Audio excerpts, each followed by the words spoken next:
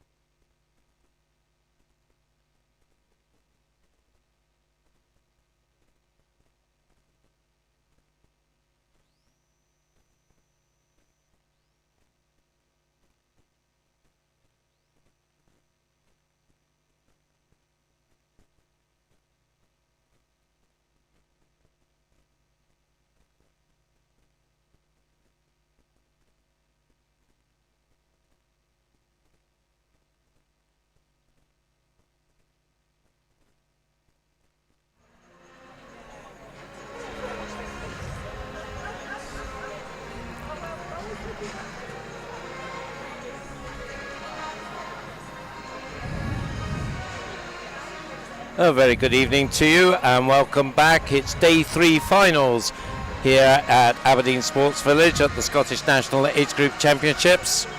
I'm Duncan McKinnell and I'm joined in the commentary box this evening by University of Aberdeen Performance head coach Patrick Miley. Good evening, Patrick. Good evening, Duncan. It's nice to be here. Thank you. Yeah, it's going to be a great evening of finals, I think. We've had some fantastic finals so far. So looking forward to some more. We had some Super 1500s both this morning and this afternoon, and particularly the morning one, a great trio of racing. But here's what's coming up for you tonight. So the boys' events, 200 backstroke we start with. So 5 finals going up from the youngest 11 to 13 up to the 17-18s. For the 400 freestyle, the younger swimmers swam heat declared winner this afternoon, so it's the 3 fastest age groups, 15, 16 and 17, 18, that will go for the girls.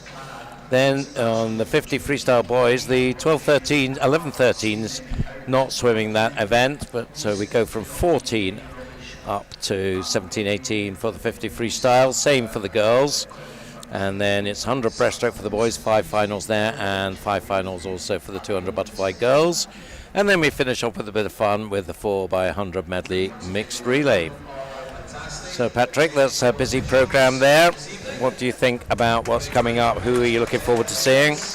To be honest with you, just looking across the whole of the evening, I think we've got some fantastic racing coming up. I don't particularly want to pick out anything in particular, but I'm looking forward to see progression from heats to finals for as many swimmers as we can, and demonstrating good skills and adding to the excitement of what's been a great competition so far. I think it's been tremendous. Yes, that's sort of learning to manage heats and finals. It's an important learning for these swimmers at this age, isn't it? Because a lot of their events at district level will be heat declared winner events, so quite often they won't do finals, and that's so right. particularly for maybe a 200 fly, something like that, which we've got tonight. Yeah. You know, do that in the morning or the afternoon, then do it again in the evening, and do it faster and better. For sure, and certainly with events like the 200 fly, where the energy output's so high and you add to it the excitement of being in a final, that can be very expensive at the end of a race and make it all that much more exciting. Or sometimes it favours those who are brave, and I think we're going to see some really excellent racing tonight. So the moral of the story is be brave. We're seeing the swimmers coming out onto the pool deck now for our first race, and this is the 11 to 13 200 backstroke final. So they are ready to go. In lane 0 we have Max Kelly from Geary, Alex Holmes of Glenrothes in lane 1. In lane 2 from Kintyre it's Angus Woods. Nebby Singular of Highland Swim Team is in lane 3. In 4 Nikolai Cisner, he was up to the 1500 earlier this afternoon, so we'll see what he's got in the tank. Sky Kalbunche goes for University of Aberdeen Performance in 5. 6 Blake Herdman, Inverclyde. 7 is Adam Selby of Finns. Murray Johnson goes in 8 for Ren 96, and completing the field Lockie Bullow of Shetland. So a range of clubs involved in this one. From the east we've got Glenrothes, we've got plenty of north experience all the way up to Shetland. We've got Kintyre down the Mull of Kintyre, Campbelltown base. Great to see them having a swimmer in the final. City of Glasgow's Nikolai Cisner, as I said, swam that 1500 freestyle earlier, picked up the silver and the Scottish title there. That's a tough ask, isn't it? Do a 200 backstroke now, a couple of hours after. He went out in a 1:10.6 this morning, so let's see how he manages the first half of this race. About 8 seconds separated the first 100 metre time between all these swimmers.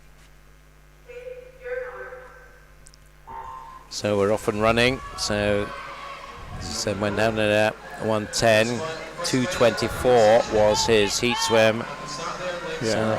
So let's see what he can do. Certainly got out strong here in lane 4. Definitely. But looks in control. I like his stroke. He's not rushing anything. He's using his feet well, but he's not overexpending on that, which is great. And to be fair, most of them look like they're pacing the swim pretty well. Maybe they've learnt a lot from this morning. But let's see how they go on the first turn.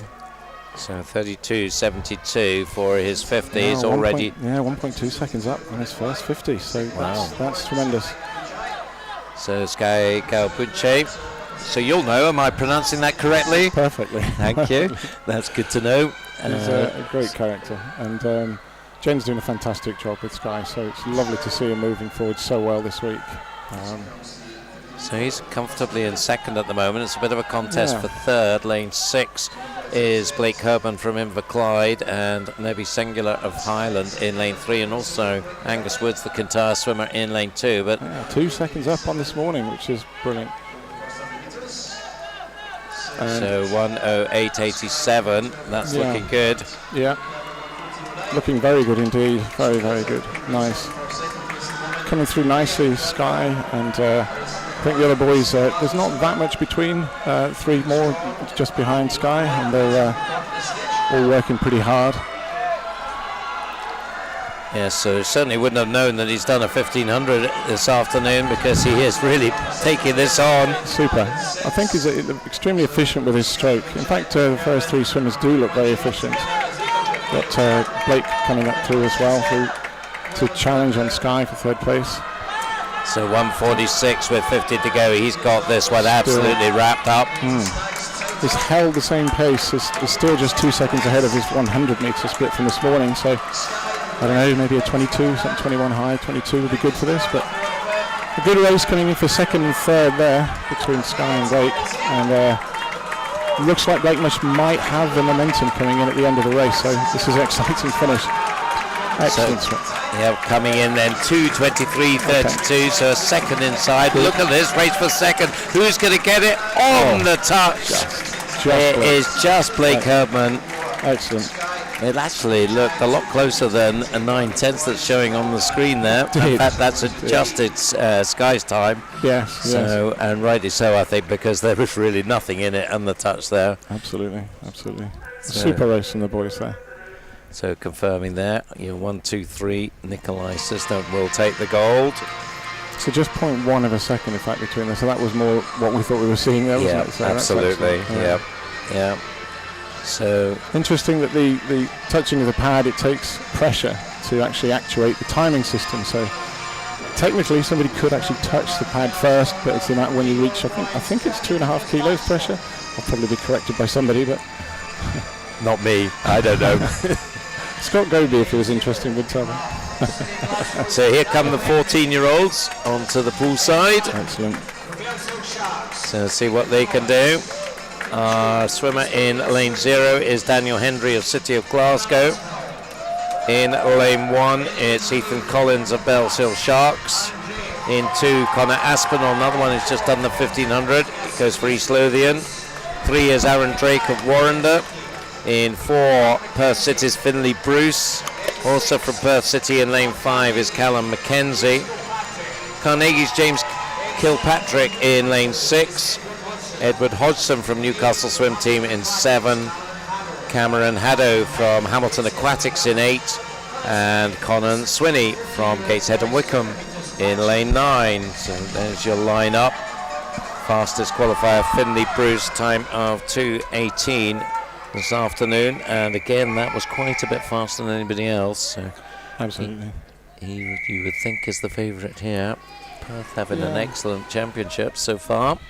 Just a second head on the first 100 split from Aaron, actually. So it'll be interesting to see how Aaron maybe adjusts his pace for tonight.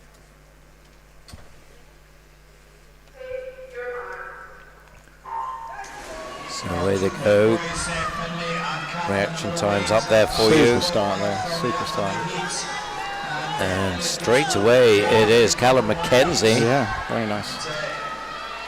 And I think he's being caught now by his teammate.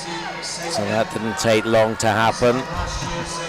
Ethan Collins off to a decent start in lane 1. Others as well. Connor Aspinall.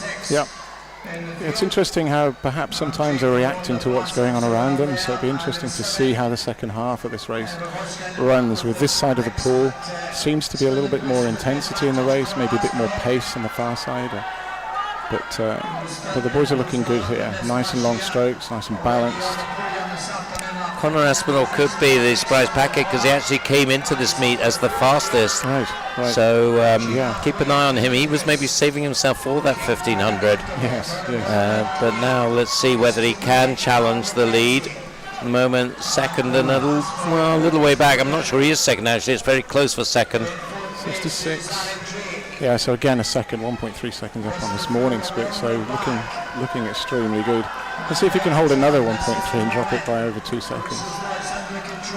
Yeah, super racing. That is the push, and it does look like it's a Perth 1-2 at the moment, and the battle is on for third. I did mention Aaron Drake. I think that this morning he was out quite fast. Maybe he's going to come back in the end. So the second and third place is looking maybe up for contention here. Yeah, lane 7 is not far away as well. Edward Hodgson, Newcastle swimmer. It's Perth 1, Perth 2, Finley Bruce, Callum Mackenzie through the turn. So what are we looking for in this backstroke as we see them coming down towards the camera? There's a distinctly higher tempo coming out from most of the swimmers you can hear. A little bit more white water where they're kicking nice and hard, but not slipping the water. I think both Finley and Callum are looking extremely good, and Although I said Aaron was pacing it well, looks like up at the top there we've got some really, really good finishes coming on. So coming into the last few meters, and it's a comprehensive victory for Finley Bruce. Second place, Callum Mackenzie now. Who's going to get third on the touch? Edward Hodgson. Super swim, super finish. 2:17, so again dropped over a second. Yep, 2:17.12 there from a 2:18.75. So there you can see 2/10 between Edward Hodgson's and Aaron Drake. Yeah. Alan Mackenzie. Quite impressed with the pacing on those young boys. It was not a lot of thrashing the water out in the first half of the race and looking like that. But there were some that were coming back particularly strong in that last 50, and I certainly will spend a lot of my time next week looking at the pace. I had a look at last year's Scottish national age groups and look at the pacing for the 13-year-olds right the way through to the 18-year-olds, and it was interesting how the pacing capacity develops with age. So on to the 15-year-olds, Adam Prusik in lane 0 for Aberdeen Dolphin. It's Ismail Shalabi for Warrender in lane 1. Jensen Norris of Perth City in 2. Finley Geddes of Lerwick in lane 3. 4 is Dean Fern of Aberdeen Dolphin. Jacob Light of Morpeth in lane 5. In lane 6 it's Corey Phillip from Dundee City Aquatics. In 7, Kanish Chakraborty from Hamilton Aquatics. 8 is Oscar Churnside from Geary. And in lane 9 it's Jake Ferguson representing First. So you line up there. Again, we had a swimmer much faster than anybody else. Dean Fern, who's just setting the pool on fire, if you can do that. Every time he swims, just about. Absolutely superb form he has been in. Yeah, beautiful technician. Really, really good.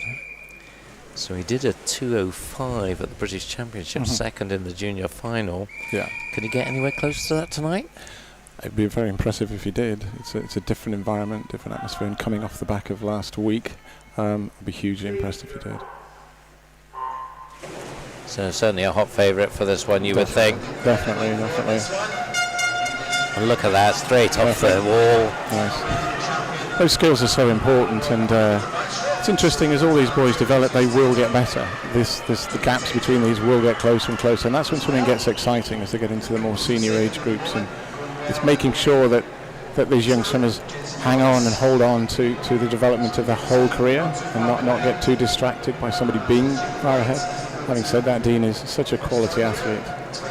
Interested in Jensen here going out nice and strong, and not wearing the jammers that the others do as well, which is quite impressive. I quite like seeing somebody who's going to save that technical advantage maybe for later in their career. It's good. So slightly faster than he was for the first 50 this morning, 29.9 for Dean. Yeah. As you say, going nicely. Jensen Norris, another impressive Perth performance, and lane 5 is Jacob Light of Morpeth. Yeah, and Kanish as well in lane 7, I think it's looking nice there. Turning third, 62.3, it's a second faster than the split from this morning, so definitely going to go faster. But to get down to the 2:05, be hugely tough from here, but you never know, he's a class act. That last 50, see some white water, high stroke rate, I'm sure he can manage to get close to that. And it's good for these Scottish swimmers to have some outside Scotland competition here, so there's Morpeth Boy and the Hamilton Aquatics guys just adds the unknown factor, doesn't it? It is. And see how well they've travelled as well. Having been down to Sheffield a lot recently, it's quite nice to see it coming the other way. Yeah, definitely. So it is Dean Fern well through. In fact, his 150 split exactly the same as he was, so just easing, I don't know whether he's easing back or just after a busy 10 days or so. Lovely swim from Kanish up there. He's really coming on strong in the last 25. So 2:07.05. He pushed it pretty hard down that last length. Now another one where we got a really tight race for the minor medals, and it's going to be Kanish, I think. Yes, it is. 2:15.45 from Jacob Light. 2:15.84. So both of them well inside their times from, particularly Karish. He came in at 2:23. Yeah, that's a superb Massive improvement. Yeah, very nice. Hopefully when the swimmers go back, the coaches go back, have a look at the pacing strategies and compare the heats to the finals. For me, that's where the key is to making the progression. It's not just talking about the outcome, but looking at how you got there and how you developed the pace and how you transfer that into your training as well. So some super improvements on that race there, Duncan. So we've got our first presentations now. These will be the 11 to 13s and the 14-year-olds coming up to the podium. Looks like it's Scottish Chairman Swimming Association President Brian Hendry with his chain of office on, looking very smart. So he will present the bronze medals to Sky Kaubunchai of University of Aberdeen Performance. Super, lovely. And Edward Hodgson from Newcastle Swim Team for the 14-year-olds. I've the good fortune of sitting down at that area when they give the medals. It's such an exciting, quick medal ceremony, but really nice to see it. I think they're hugely appreciated. Nice to be back on deck doing this. Blake Herdman then in Clyde gets the silver in his 11-13s, and Callum McKenzie for Perth City. A nice big smile on his face. Silver in the 14s. And here are our gold medalists and Scottish champions, and that is Nikolai Cisnet and Finlay Bruce from Perth City. Good swims. Yeah, I think you're right, Patrick. Just get these back on. It makes it a bit special, doesn't it? It Particularly does. for the younger swimmers. It does. And I don't need to hide it. Actually, the coaches are still all taking pictures. They get pretty excited as well. It's nice to have representation of all that work that the whole team do. Yeah. They thoroughly enjoy it. And those pictures will be on the club's social media. Absolutely. Celebrating the achievements. So straight on, there's no rest in this Scottish National Age Group Champions. It's on to the next final, and this is the 16-year-old 200 backstroke final. We have Greg Hall, University of Aberdeen Performance in 0. His teammate Logan Jackson in lane 1. Lane 2, Logan van der Merlen from Sterling Swim. Lane 3 is Adam Scott of Ren 96. In lane 4, Edward Bell from Seagulls.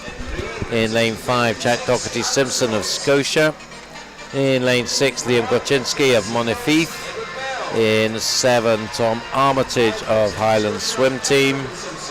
In lane 8, James Burnett of Warrender. And completing the field there in the white cap, it is Jake Ferguson. No, it's not. It's Luke Scott of Dumfries. What am I talking about? It's interesting having a look at this list that from the heats. I sense that these guys went out faster in the first half. Now, maybe they were controlling the second half. They felt confident. Or maybe they're a little bit older, a little bit stronger, and they used all that anaerobic capacity a bit more and they paid the price. I don't know. So this could be a race where the benefits are going to be for those who control the pace so much more. A much tighter race, I suspect. Yes, I think certainly we've seen some 3 comprehensive victories so far. This one, I think, will be closer. Yeah. 2 seconds between the top 5, 6 swimmers. 3 seconds between the top 7. So let's see how this one works out as they settle into the start.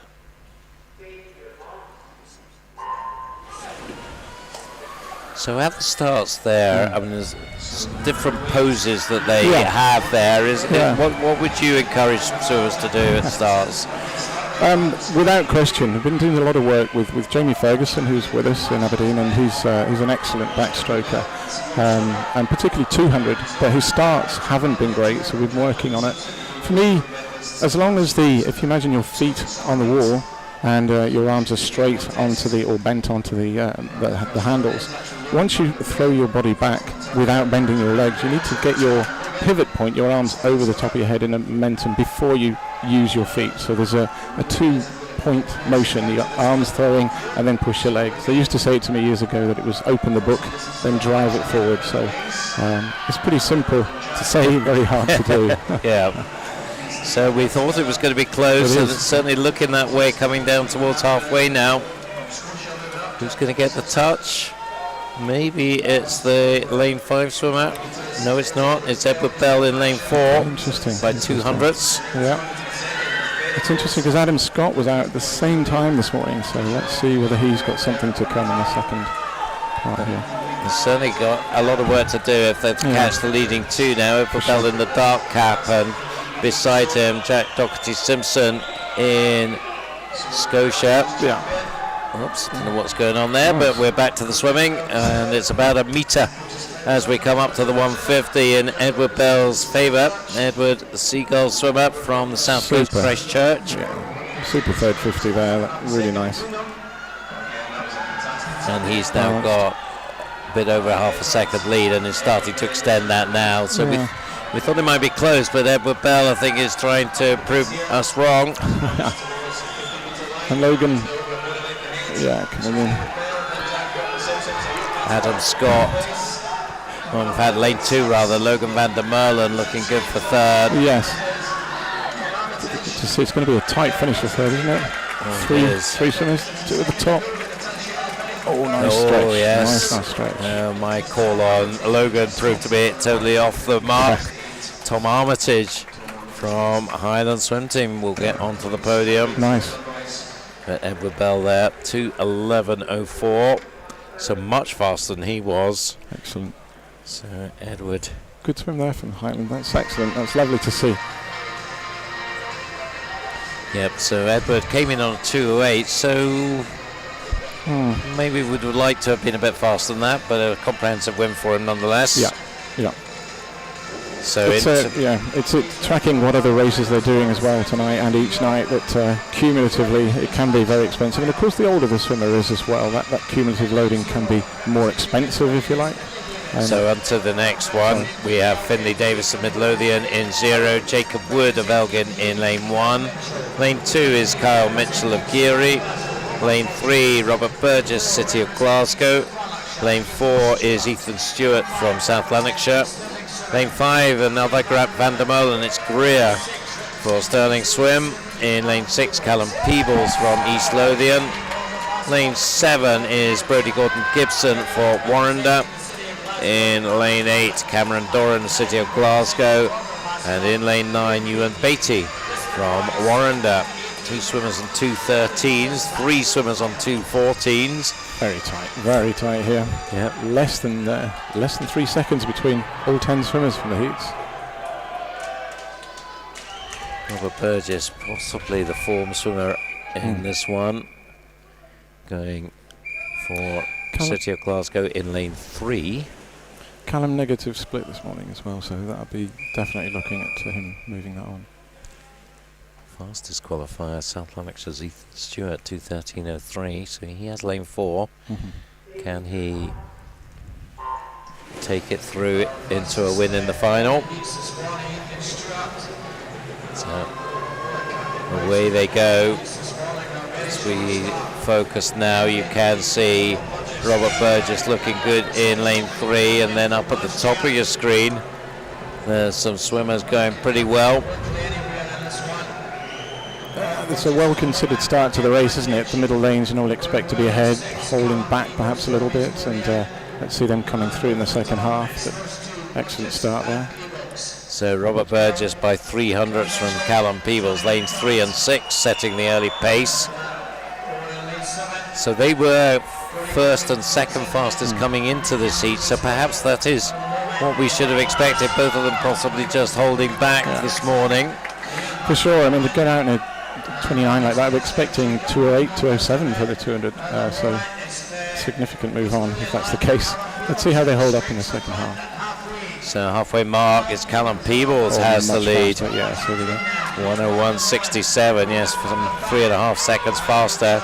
Coming into this meet, it was 2:05 for Robert Burgess, 2:07 for Callum, so they'll be looking to be probably not quite at that level, but not far off it. And it's a good contest between the two of them. So when you're in a race like this, you're obviously conscious, so how much is it about maintaining what you said you were going to do, and how much is it just about racing and just trying to get ahead of the other guy? Yeah, backstroke's an interesting one. I think a lot of people underestimate how uncomfortably painful backstroke is down the last 50. You have so much opportunity to breathe, you take it. So as soon as you start producing lactic acid, you get into the anaerobic capacity, you start to hurt a lot. And down this last 50, for me, you do need to pick up that rate because your legs are going to be lost a little bit. So you need to have arms working and your legs in unison. So that shift in tempo and maintaining your kick is extremely difficult to do. So we're seeing that from Robert Burgess, I think, here. He's just moved past Callum Peebles down the stretch here. And it is the City of Glasgow swimmer who takes the win. 2:08.07 for him. 2:08.53 for Callum. He'll take the silver for East Lothian. So saying off that first 50, going out 29, 2:08 around about the pace. I think we really do need, as coaches and clubs, start looking at how we strategically take these races on and make sure our swimmers are clearly aware of what they're doing. That was an excellent swim. Excellent. Drea van der Merlen picking up the bronze there. And we'll be back to the medal podium now for our next 3 sets of presentations for the older 200 backstrokers. So thoughts on that 200 backstroke generally? You like what you saw? Yeah, very much so. I think this post-COVID and the disruptions and difficulties that presented everybody, particularly the swimmers, particularly the families. For me, what I'm seeing this week, and it's getting better each day, I think. I hope I'm right on that judgment, but this is exactly what these young swimmers need. They need to understand how they're moving on, why they're moving on, and watch these races back with the live stream, and sure they are doing that over and over, and learn from everything that they do. The mistakes they make are just as important as the things that go well. I'm very excited. Backstrokes there look pretty good, technically, but we're there. And you can move. Again, go back to Jamie, wouldn't you? That's good. Sorry. So the bronze medalists then, we saw Kamish Chakraborty in the 15-year-olds and Tom Armitage of Highland in the 16-year-olds. Here are our silver medalists. So the silver medalists in the 15-year-old. Oh, we're going to take to the 17-18 bronze medalist. That was Drea van der Merlen. And now to the silver medalists, as Callum just sorts himself out, and Robert. So it is the silver medalist to Jacob Leiter Morpeth in the 15 age group, Jack Doherty Simpson of Scotia in the 16 age group, and Callum Peebles of East Lothian. Still puffing and blowing, no surprise about that. The youngsters, they've had a few minutes to recover, so Dean Fern looking Mr. Cool there. The Aberdeen Dolphin, as he takes his gold medal and another Scottish Championship win, age group championship. And in the 16s, it's Edward Bell from Seagulls.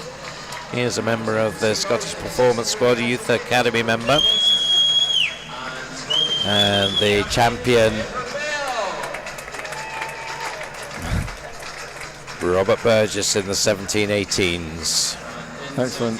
Yeah, you can almost see the shape of the backstroke is kind of nice and lean and long, shoulders further back. Freestylers tend to be a wee bit further forward, but happy bunch there. Never thought about that before, that backstrokers are a different shape from freestylers. Yeah. Okay. I think, definitely some tired-looking swimmers from the last race there. Excellent. Yeah. Excellent. Yeah, I'm still puffing a bit, aren't they? There's Callum. A bit like a steam engine there with venting up and down. You said to me at the top of this that it's quickfire. It is quickfire. It is, yeah. And I know that we're the youngest commentators this week so far, so just about managing to hang on.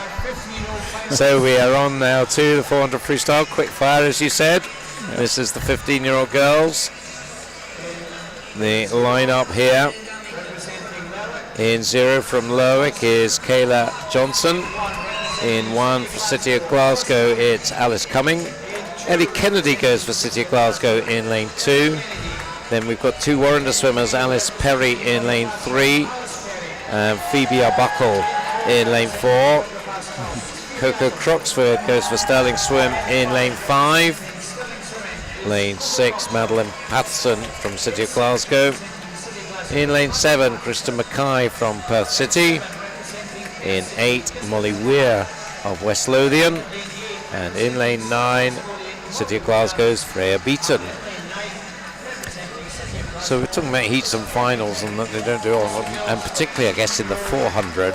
Yeah, That's quite demanding schedule for you to do that. it is, and it depends on how you swim the heat. I'll mention it in a moment. I have a specific brief I give the girls maybe at this age, which I quite like. So the fastest in this one, 4:31, Phoebe Arbuckle won the 1500 on Wednesday night. Coco Croxford wasn't far behind her, 4:37, and then 4:50s for the next group.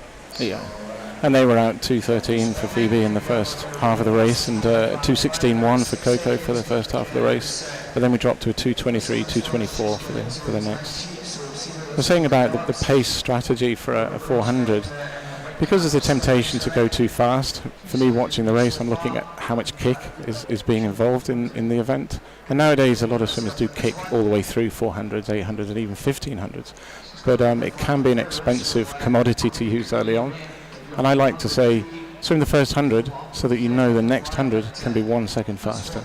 And when you finish the second 100, the third 100 needs to be yet another second faster. And then the last one is your final.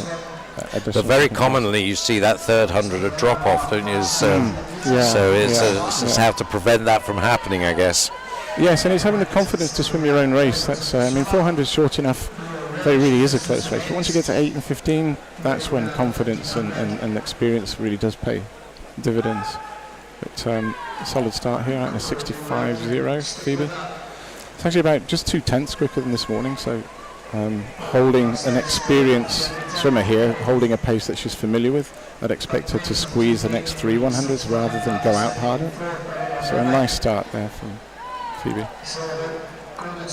Yeah, so it is very much the two you would expect to have pulled away. Sure. But look up at lane 9. There's a good start from Freya Beaton, taking it to the others to try and get on the podium. Definitely. She was out in a 68.0 this morning, which is really quite quick, and therefore paid a bit of price for that first 100. But let's see if she holds on. Being in the outside lane, getting lots of encouragement from people, of course, can be helpful. Yeah. But at the centre lanes, I guess it's as you would expect, Phoebe Arbuckle and Coco Croxford, and Phoebe Arbuckle with the advantage. Quite a big one. Super flat head position when she breathes, breathing primarily to the left at the moment, but really nice and flat, cuts down all the resistance in the water. Nice balanced stroke. So a couple of seconds up on Coco at the halfway mark. So as I said, there was about 5 seconds between them from the heats. So it's not as good. Was that first 200 split for Phoebe then?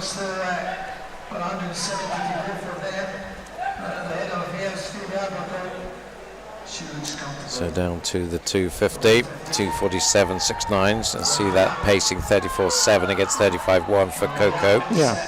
I feel like Coco's swimming quite nicely between the walls, just attack the walls, get around the walls and make up a little gain on there, I think, for each one. But slightly slower tempo, holding lots of water, head slightly lifted. Maybe more of a sprinter position, but perhaps that'll help when she's finishing in the last 100. So it will be 100 to go at this turn. And it is Phoebe going through 3:22.26. Okay, so just only 0.4 difference from this morning. So it's going to be a similar time, maybe 4:30-ish. It should go under the 31. Came into this meet on a 4:28. Okay, so it's going to be close to her best time. Again, I've no doubt these girls have been racing a lot, and as you said earlier, 2 400s back to back in a day is cumulatively a heavy load. So, sometimes I don't think there's any better training than racing, so I quite like when swimmers do attack at many events. Well, we certainly remember Hannah doing every race she had the opportunity to swim in, didn't she? And for most of her career anyway. Poor child. So can we sneak under 4:30 here, do you think? I think it's going to be there or thereabouts. Very close. Not a lot of kick just there. She's using her arms and working on the tempo. If anything, Coco's slightly gaining on her, or not losing her. Come on, girl, let's get it. Yeah, it's going to be just over. Yeah. 4:30. Well, we're not seeing the clock stop there, but it looks like about 4:30-ish. Yeah. 4:34 for Coco. We will see an adjusted time for Phoebe, I'm sure. Absolutely, yeah. And 6 who's coming. In the end, it is lane 6, Madeline Patterson. Pretty comfortable third, really tight for 4th there. Yeah, yeah. In fact, 63, it was at 53 and 73. Alice Alice Perry. As I'm seeing them come in, I'm noticing that Glasgow, Warrender, they're certainly putting the meters in and getting the distance girls going, which is a really good philosophy. And that time was adjusted for Phoebe, 4:31.19. Coco second, Madeline third. Nice one. So it shows that they were working pretty hard in their heats to make finals, and I like to see that. Sometimes people have a luxury where they know there's not the competition and they sort of hold back and then have a great... But when you get to the international meets, it's just not... Yeah, you can't do that. You can't do that. No, and if you haven't practiced it... Even at British level you can't do that with the sport, so in most events is very competitive. Not at all. So here we go with the 16-year-olds. The line-up here, we have Georgia Dickey going for Dumfries in lane 0, Mia McLeod of Swimmet in lane 1, Rosie Forster of Warrender in lane 2, lane 3 is Charlotte Hardy of South Ayrshire, lane 4 Catherine Renfrew of Perth City, in lane 5 Susie McNair from Stirling Swim, in lane 6 Heart of Midlothian's Orla McInnes, in lane 7 Tegan Black from East Lothian, in lane 8 Caris Mooney from City of Glasgow, and in lane 9 Isabel Brearley from Blackpool Aquatics. So nice to see the Anglo-Scots coming up. Isabel in that category. A few non-Scots also making their way up to Aberdeen, but a good contingent of Anglo-Scots here. Sure. Catherine Renfrew the fastest here, but only by 0.04 of a second. Yeah, yeah. In fact, Susie was just a little bit quicker in the first half of the race in the heats. So now that they're side by side, let's see what that does to the pair of them. Yeah, could be an interesting one. Susie McNair doing a lot of racing this week. She's been in almost every event as far as I can see. Yeah, yeah. And she's very talented, very, very talented. Might be wrong, but out in the 2:16 before, perhaps she was comfortable in the second half, or maybe it was a bit too fast. I don't know. So let's see how it works out. There's certainly not too much between them coming down the first length. Yes, Sinclair around the first 50 is lovely. It's great. So lane 7 and 8 pushing on, lane 1 as well. Let's see who gets the touch. And it is Tegan Black in lane 7. Okay. That would be a bit of a surprise if she could do it, but we'll see how this develops. Yep.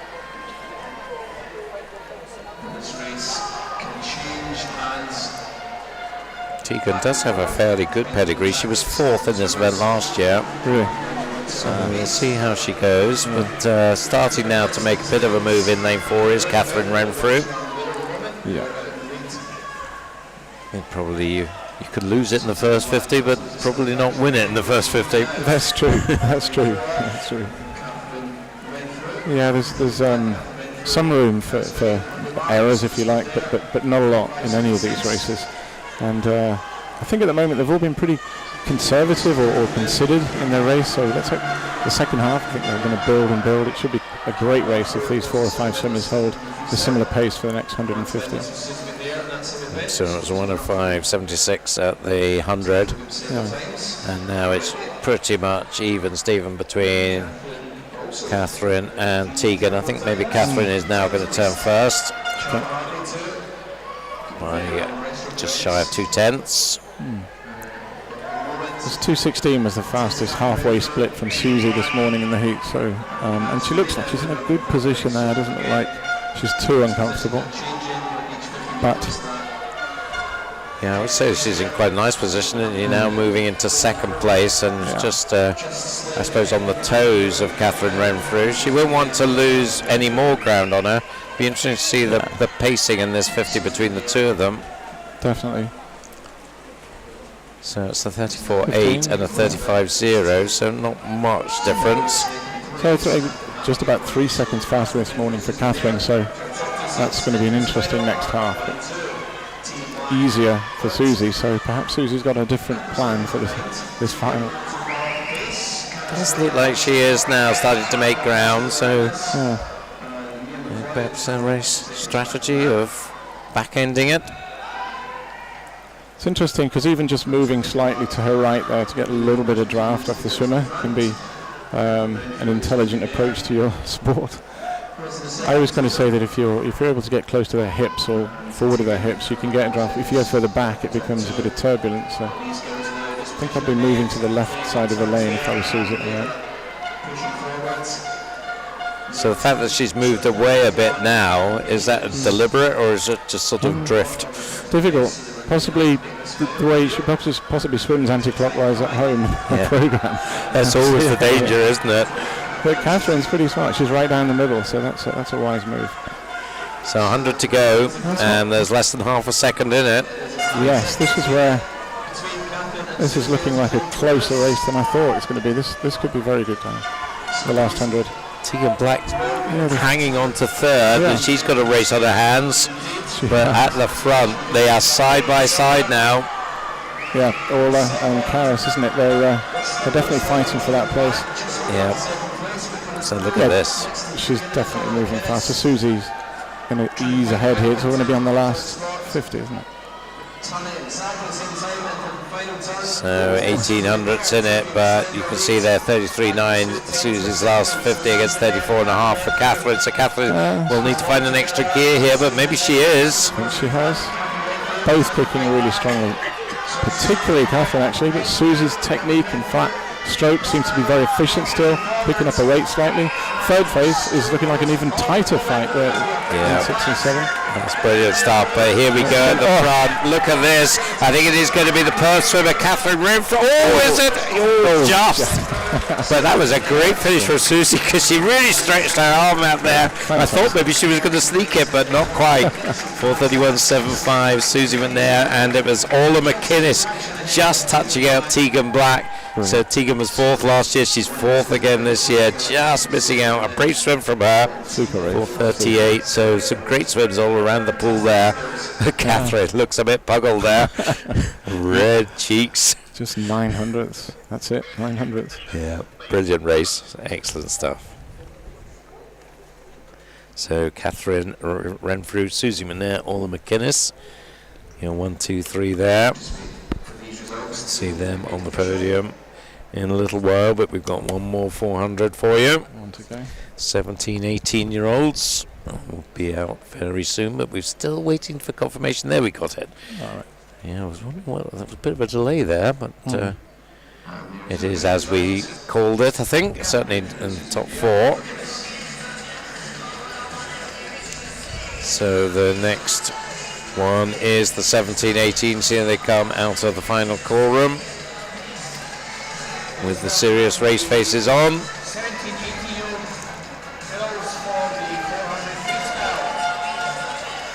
And they're going to lane 0 is Portsmouth North Sea's Alice Rousel. In 1, Lexi McCappin for first. Jessica Heaps for Fauldhouse Penguins in lane 2. Mary Mischenko, University of Aberdeen Performance in 3. Natasha Simpson of Warren de Baths in 4. Amy Shields goes in lane 5 for City of Glasgow. Cara Gordon from Standing Swim in 6. Elise Cousins of Perth City in lane 7. 8 is India Marshall from East Lothian, and lane 9, Hannah Edmiston from City of Glasgow. So Natasha Simpson of 4:30, Amy Shields 4:33. Amy's been swimming pretty well. Then we've got Mary Mischenko, the Ukrainian, in your program, Patrick. Yes. Yeah, Mary's a delight to work with. Tough though, she's moved up really from 1500 to 400 just to build her background, so we'll see how she goes there. So off they go. Natasha Simpson, probably the one with the reputation here, the Warrender swimmer in lane 4. Yes, and she... Perth have had a fantastic night tonight, and Elise Cousins is pushing off very strongly. Well, we saw that from Tegan Black earlier, and she, very nearly got onto the podium as a result of it. A little bit more intent than down the first 50 here, it looks like to me, so interesting. 500s in it. Yeah. Elise and Natasha, and then either side of Natasha we do have Mary Mischenko and Amy Shields. And Elise in lane 7, looking strong there, isn't she? Yes, she is. As I said for the last race, Perth do have a really good freestyle background with all of their swimmers, so fantastic work from the club. Yeah, when you think of some of the swimmers that come out of Perth, obviously Stephen Milne, Camilla Hattersley, to name just two very strong middle and distance freestylers. Yeah. Dixon knows how to produce them. So just about a second up, maybe a bit over a second up for the first 100 from Natasha there. Yeah, she's maybe beginning to take control. I think so. I shouldn't be biased. I'm pleased to see that Mary's hanging in there. She's looking okay. I think you could be biased, Patrick. Yes, nearly a colours to the wall. She, you probably noticed it on the day one with the 100 free where she dived in and she had a dislocation in her shoulder, so literally lost the stroke, but has recovered from those difficulties very quickly. So she's now up into third behind Natasha and Amy. It's beginning to look like the 1, 2, 3, isn't it? Possibly. Second half can make big differences in the 400, so I think Natasha was out 2:13, so she's definitely going to be faster than that. Amy was out 2:14.9. Oh yes, a lot quicker, both girls. 3 seconds, 2 seconds, and even Mary out a couple of seconds quicker, so that's positive. Good race. Yes, so Natasha around 3 meters clear now from Amy Shields, and then a little bit less to Mary Mischenko, and then the contest is on for fourth between the early leader Elise Cousins and Cara Gordon beside her. Still a fair way to go on this race, so it's looking good. Natasha really upping the pace, 33.6 there. Nearly, over a second faster than anybody else. Cara Gordon moved past Elise there, so closing in perhaps on Mary, so we'll see how the last 125 metres go. That's Natasha Simpson is looking very much the favourite for this one now. 100 metres to go. She was silver medalist last year, fourth in the British Summer Championships. Can she take the win here? Excellent. So 3:18 and a 33.6 there. So if she could come back, 67, 66, if maybe. Yeah, I think that's very, very doable. She looks nice, and she's lovely balanced stroke. It is getting tighter for third. Mary Mischenko is being pushed a bit now by Cara Gordon. Yeah, she's come through nicely actually, Cara, hasn't she? She's done an excellent job on that pace. It's going to be down to this last 50 for the third place. Looks like first and second seem pretty secure. Yeah, so another 33.9 there for Natasha. So can she really pick it up now? And yes, keep your eyes on the right-hand side there, the two white caps. Mary Mischenko will be trying to hold off Cara Gordon down this last lane. Back strong, isn't she? It's getting closer. But at the front, it's all about Natasha Simpson. She has dominated this one, and that is an excellent swim. Excellent swim, 24-ish. So again, problems with the pads in lane 4. We've had lots of problems with the pad there. Oh! Cara Gordon just nicked it. 1700s in it. Just that pace down that last length. Good work from both girls. Yeah. 4:35s for the pair of them compared with, Mary was a 4:35 this morning, a little bit faster. Cara came down from a 4:41. Yeah. So there is Natasha's time confirmed there, 4:24.96, so 4:30 this morning. 4:24.96, not far away from her best time. Just a second. Good swimming. So we will be back to the podium now. And it's Natasha Simpson, Amy Shields, Cara Gordon, who we'll be seeing shortly on that podium. Here come the swimmers for our first group of presentations.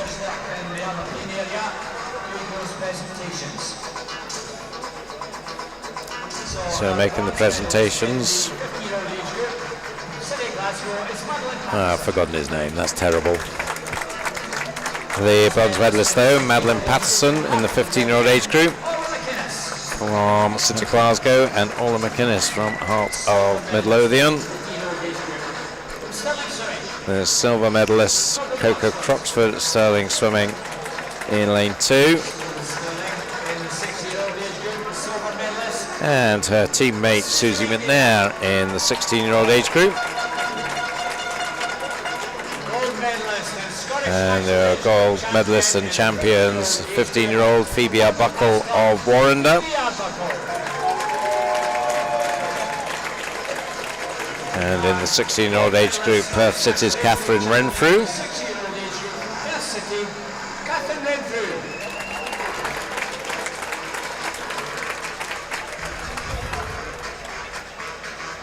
And they're now joined by the 17, 18-year-olds.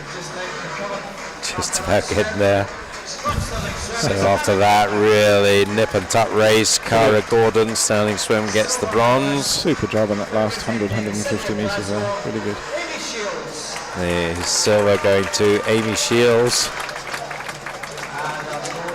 Is that paint or is that the colour of her face? It just shows the effort she put into that. And the gold to Warrender's Natasha Simpson. Very good. She's a bit flushed as well, but not quite in the same league as Amy. Yeah. More photos.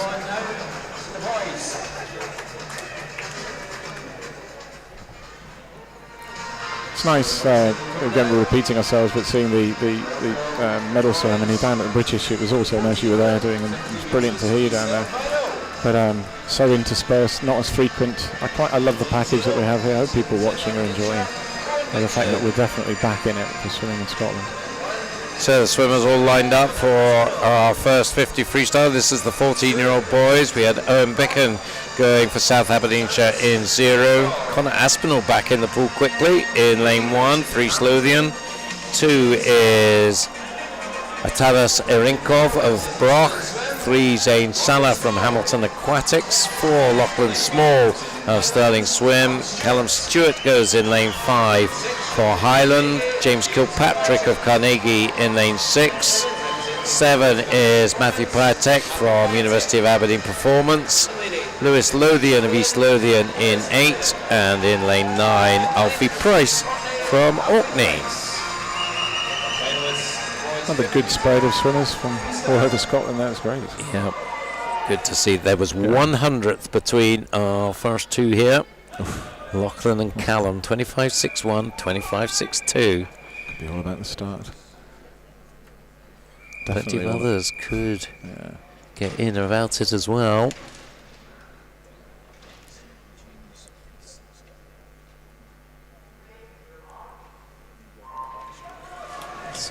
Off they go.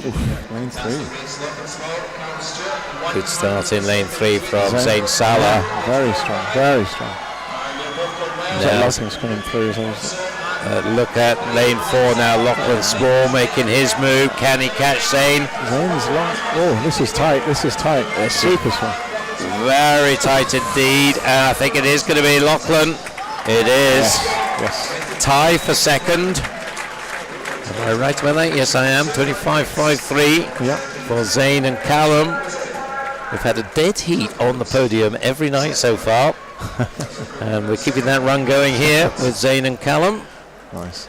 But Lachlan, 25.41. Super swim there from Zane. I thought that was excellent. Great start. Yeah, Zane got a fantastic start, didn't he? So, but credit to Lachlan for pulling it back. Totally, yeah. Interesting to see where they put their feet on the back plate. Some of them have their feet low, some have it high, some are in the middle. And all coaches have different opinions about what's right or wrong. And also, if you notice as well, the back block can be adjusted. So into the 15-year-olds rather. Reese Edwards at Dumfries in 0. Jacob Light of Morpeth 1. Connor Christophorus in 2 for Aberdeen Dolphin. Jensen Norris in 3 for Perth City. Dean Firm back again in lane 4 for Aberdeen Dolphin. Harry Sharp of Warrender in lane 5. Cameron Hastings, University of Aberdeen Performance in 6. Callum MacArthur of Malgaian Besden in lane 7. 8 is Alex Tinch from Starling Swimming, and 9 Ishmael Shalabi from Warrender. So Dean Fern picked up the 200 backstroke back as fastest qualifier for this 50 freestyle. Yeah.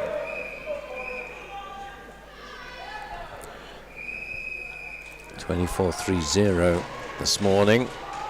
Yeah. Very sharp, not too far behind from the heats anyway. 24.5. Mm-hmm.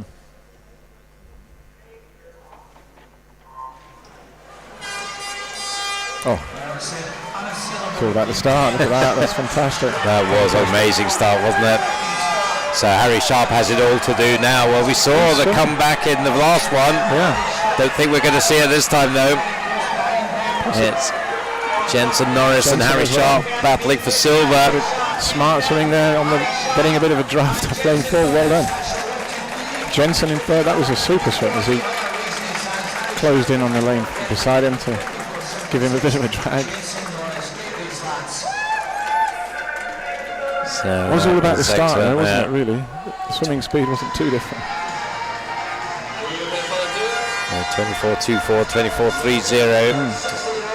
600ths in the end. It looked more than that, I must admit, but the timing suite doesn't lie. 17, 18s then. Callum Sinclair goes in lane 0 for West Lothian. In lane 1, Finlay Sang of City of Glasgow. Lane 2, Cameron Gill of First. Lane 3, Edward Bell, another one back again for a second swim from Seagulls. Magnus Morris, Ren 96 in 4. Zach Slater of East Lothian in 5. Logan van der Merlen from Starling Swim in 6. Finlay Nelson of Dumfries in 7. Ben King, Malgaian Besden in 8. And Manu Drysdale of Warrender in lane 9. Magnus Morris 25.2. Zach Slater 25.3. Logan and Edward Bell both 25.4s. 0.61 between the whole of the field here.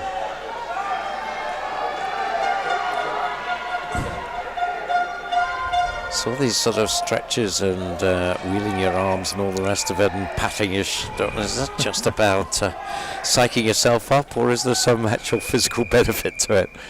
Well, it's sort of the proprioception they call about getting your muscles ready to fire quickly. Yep. Yeah, it's very important.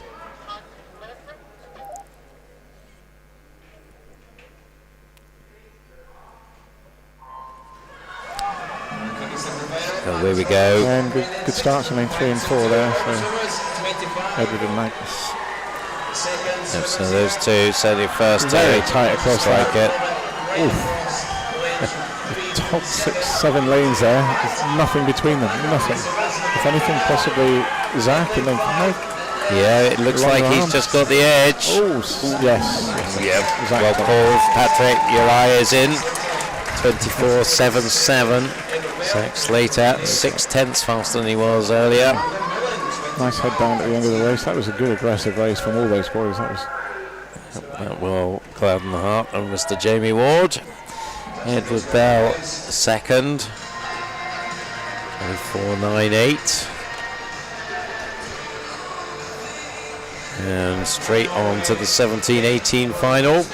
This really is Arab scarab stuff. Ewan Beatty goes in 0. For Warrender Bast, Luke Hornsey. There's Luke. After his 1500. Yep, so he won the 1500 earlier today, won the 400. In 2, William Storer of South Aberdeenshire. In 3, Brodie Gordon Gibson for Warrender. You make a point. Stefan Gravis in lane 4, looking cool for East Lothian. 5 is Finlay Club of Aberdeen Dolphin. In 6, it's Elgin's Lucas Brown.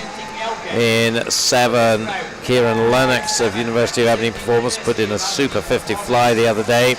Callum Peebles back again for East Lothian in lane 8, and Dylan Cashmore going for South Ayrshire in lane 9. This is going to be an interesting race. Bit of a delay as they're putting the t-shirts back on. Yeah, it looks like we have got a delay here because the scoreboard has just got the holding screen on it, so I'm not sure what the issue is. There's a lot of chat going on down at the... yes, I heard that. I didn't touch any of the buttons here, I promise you that. Yeah, I don't think they let us near anything important. Anticipating this race, Kieran Lennox out there in lane 7 has been doing some fantastic start work with Gregor McMillan in the programme, and so fast into the first 15 metres. We'll see. I'm sure the others are quick too. But so think of him certainly in the fly, not so much in the freestyle, but yeah, it's not his preferred event, but he's got a good engine. He's very explosive, and as I say, his starts the 50 will suit him. So looks like they are getting themselves organised, or are they? Not sure. Swimmers seem to think they are. Getting the splashing in there. And so interesting. Yeah, just got a bit of a pause here. So these swimmers are going to have to be a bit patient here. So Stefan Kravis, the fastest qualified, 24:01. Yeah. But 25:07 is the slowest. All the others are in 24s, other than Dylan Cashmore in lane 9. Only 0.43 in the top 5 separates them. Nothing. Rather surprised to see Stefan Kravis winning the 50 breaststroke the other day. So let's see whether he could do freestyle as well. In his favourite event, fly, he didn't medal. Yes. What's that all about? It's bizarre. To say Kieran there up in lane 7 did get the start expected, so he needs to keep his legs going, his arms turning. They're all coming back on him now, right? Middle of the lane. Goodness me, it's tight. Stefan, Finley, Lucas as well. It's got to be between those 4, isn't it? Looks like maybe it is Stefan Kravis just coming through to take it. Excellent. It is 23:87, so going underneath. I think that's probably his first time under 24 seconds, so he'll be happy with that. Yeah. Finley Club 23:98, so just 1100ths behind, and Lucas Brown in 3rd. Very good swim there from Lucas as well, isn't it? It's another small club that produces great results, Elgin. Yes, yeah. So it's all been exciting stuff, and we are back to the podium for our results and our medals to be given out. Just remembered who the presenter was in that last one. Okay. It was Brian Bain, of course. How could I forget? Shocking. Some of us will swim together as well. So it is the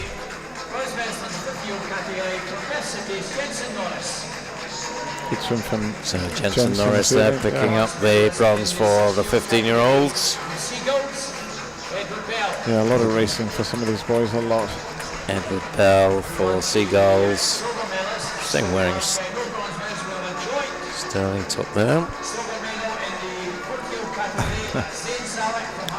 The 14-year-olds. Zane Salah picking up the medal there. The 15-year-olds, it's Harry Sharp on the left-hand side there. Yep, that's him. Harry gets his medal. And the 16-year-olds is Edward Bell. I think he's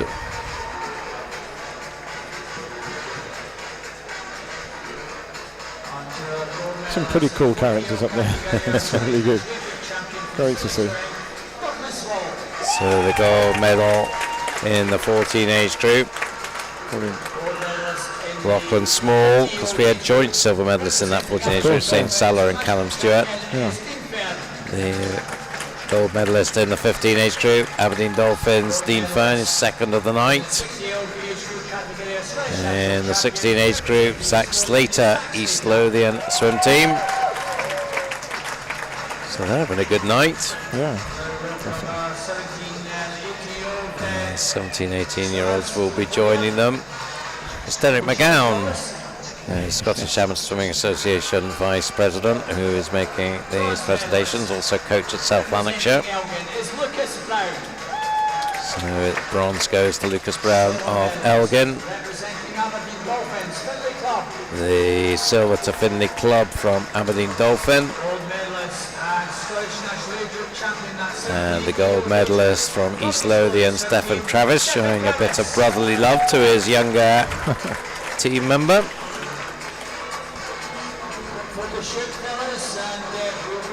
Bromance, I think you call it. Memories being made this week. Some fantastic from these guys. Yeah. And so much more to come. Let's see what the girls can do on the same event. Yeah, so we start off with the 14-year-olds again. In lane 0, it's Caitlin Reid of Warrender. In lane 1, it's Ellie Wilson of Steprock. In lane 2, Daisy McInnes, City of Glasgow. In lane 3, Lucy Oliver of Darlington. In lane 4, Anna Lawson from East Lothian. In lane 5, Molly Irvin Watson from Dumfries. In lane 6, Sadie Llewellyn from Hamilton Aquatics. In lane 7, Jessica Kirkwood, University of Aberdeen Performance. In lane 8, Lexi Lamont from Aberdeen ASC. And in lane 9, Abby McInerney from Inverclyde. So there's the lineup. Anna Lawson, the fastest, only one under 28. Yeah, a good half second ahead. That's a lot over 50. So. If it goes to form, she should be a clear leader on this, but you never know. Yeah, this is very much her event. I was slightly worried a 14-year-old specialising on a 53, but, well, if that's what she wants and that's what she's good at, let's see if she can deliver.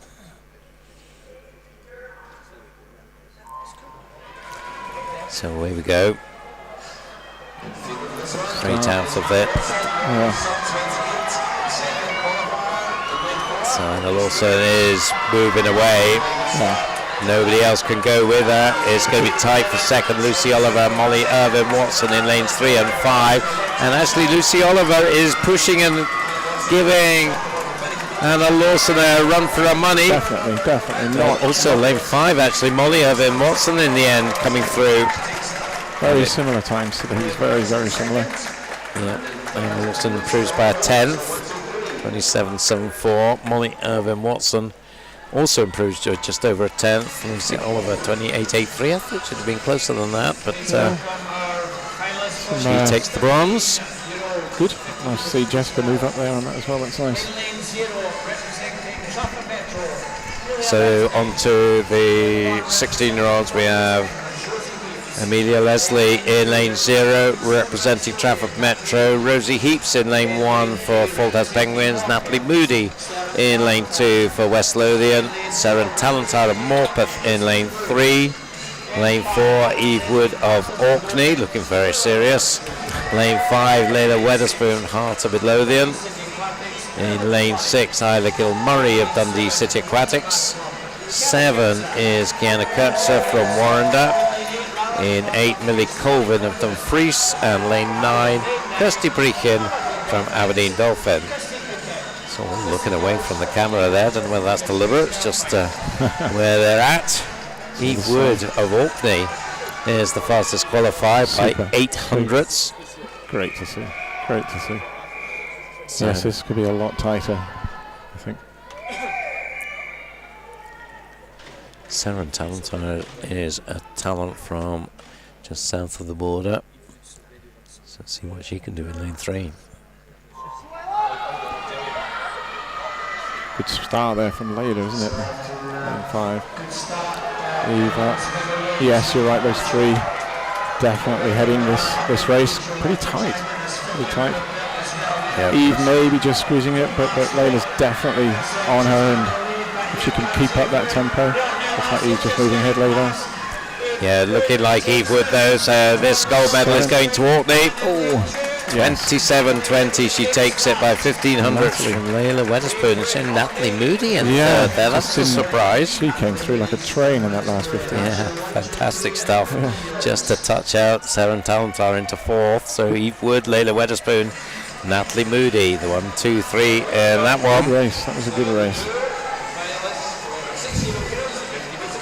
So that was the 15-year-olds. We're straight to the 16-year-olds. Rosie Forster in 0 for Warren de Baths. In 1, it's Grace Noonan of Mile Guy and Bearsden. In lane 2, Mia McLeod of Swimit. In lane 3, Ashley Drake from Warren de Baths. Then 2 from South Ayrshire, Ailey Robertson in 4. And Charlotte Hardy in lane 5. Lane 6 from East Lothian, Helen Stoddart. In lane 7, Katie Lowe from Glenrothes. Heidi Wren goes for City of Glasgow in lane 8. And Bronwyn Payne for Best in lane 9. Best, the Borders Club. Group of clubs. Bronwyn from Kelso. Committed to the team, all in blue there. That's brilliant. Yeah. Just to see. So the 2 South Ayrshire swimmers, Ailey and Charlotte, you would think will be battling this out between them. Yeah. Ashley in lane 3 will be definitely in amongst it. Plenty of aggression from the girls before the start.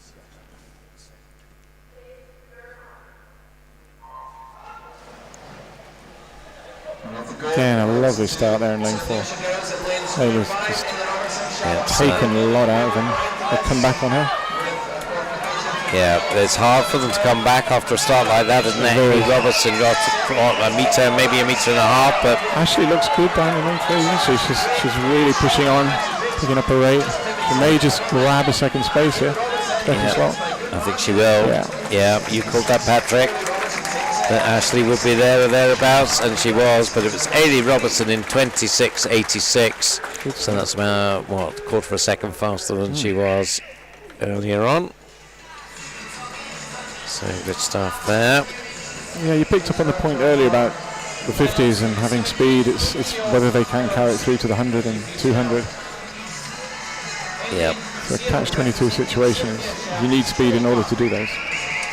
So into the last of our 50s, we have Julie Dunn and South Ayrshire in 0.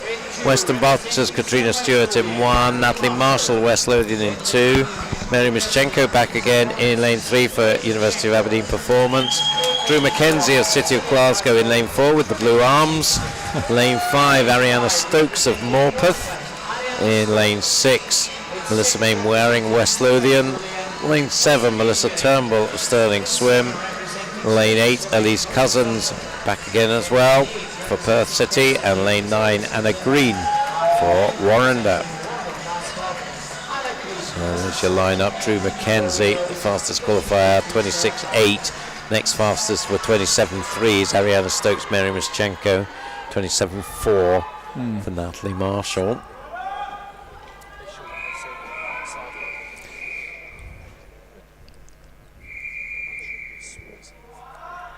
So you'd think Drew would be a fairly hot favourite here. Yeah. Blue legs as well.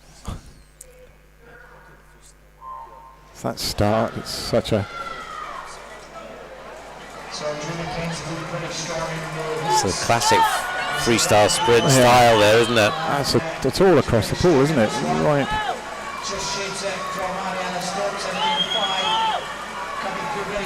Working it hard, going nicely in lane 2. Definitely got it. Yep. Looking at Ariana, as you say, down in lane 2, that's super swim for second, actually. Yep, she made second. And Ariana Stokes third. Super swim. At 26.91. Not quite as fast as she was this morning. She might be a little bit disappointed with that, but still a... Ooh, well, that was came and gone in no time flat. Wow. Not quite sure what that was. So Natalie Marshall second, Ariana Stokes third. I'm just wondering about that time for Drew. That seemed an ungenerous time to me. So close to Natalie Marshall's time, it did feel like there was more in it than that. Yep, that is the official time on the board over there. So. Yeah. She got the win. No doubt about that. Another one. With Natalie Marshall second and Ariana Stokes third. So we'll go back to the podium. So the 14-year-olds and 15s and 16s all coming up.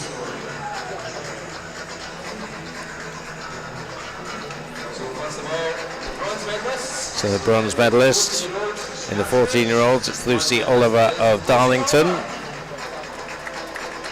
One happy girl there. Alison Shepherd making these presentations, of course, swimming legend, now coaching at Stirling. The 15-year-olds, it was Natalie Moody of West Lothian, the bronze medalist. And the 16-year-olds, South Ayrshire's Charlotte Hardy. So it's very appropriate for the women's 50 freestyle to be awarded by Alison Shepherd. Yeah, fantastic. Still the Scottish record holder in this event. Silver medalist in the 14-year-old age group, Molly Irvin Watson of Dumfries.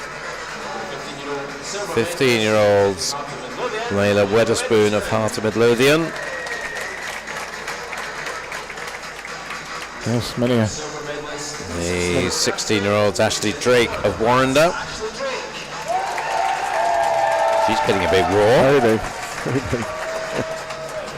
These girls should go away and have a look at on YouTube, find some Alison swims and have a look at her. Absolutely. Amazing athlete, amazing. Yeah. So gold medals, Scottish champions. In the 14 age group, East Lothian's Anna Lawson. In the 15-year-olds, from Orkney, Eve Wood.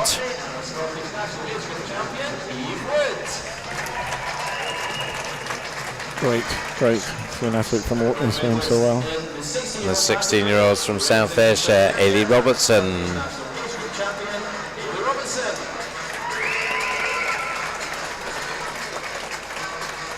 I wonder if these young girls know who Alison Shepherd is. It's a while ago now with these youngsters. But we do. Absolutely. We know what a superstar she was. Oh dear. Bringing those skills to coaching at Stirling now. Yeah. So our bronze medalist in the 17-18 age group, Ariana Stokes from Morpeth. Silver medalist from West Lothian, great swim, that was Natalie Marshall. And our Scottish champion from City of Glasgow, Drew Mackenzie. Looking cool as a cucumber after that, and she's the only one that's had time to put a top on. I think we thought that time was going to be adjusted, but well, seems to stand, doesn't it? Yeah. They certainly seem to have had some issues with the pads in lane 4 this week, so which is disappointing when it's the fastest lane, but there it goes. Quite often it's not the pad itself, it'll be the connections and linkages and all that stuff. Yeah. So we move now to 100 breaststroke, back to the boys, and 5 finals in this one. So we see the 11 to 13s coming out here, and the lineup in lane 0, University of Aberdeen Performance, is Michael Gavin, Alex Cantley in lane 1 from South Aberdeenshire. In lane 2, it's Ryan Crabb of Ren 96. In lane 3 from Geary, it's Austin McPherson.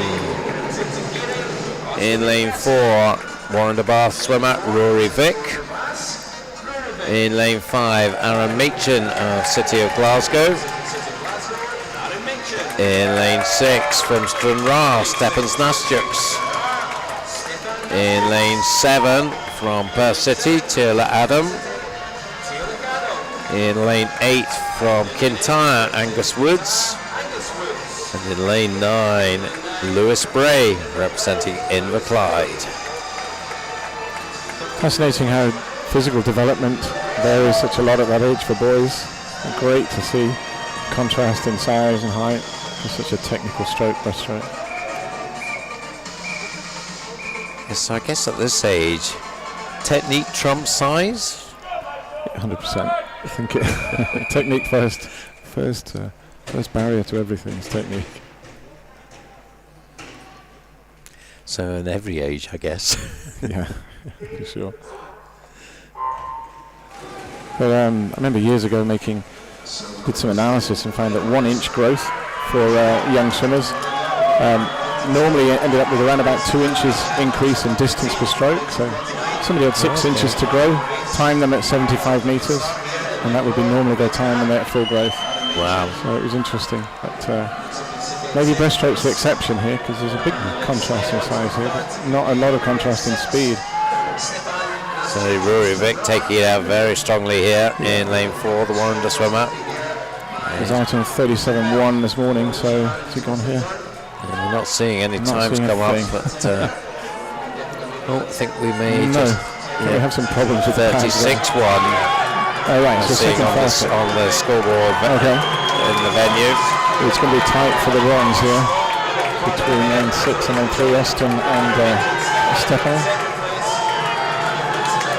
Yeah, it looks like Stephan just has the edge there, but no doubt where the gold's going.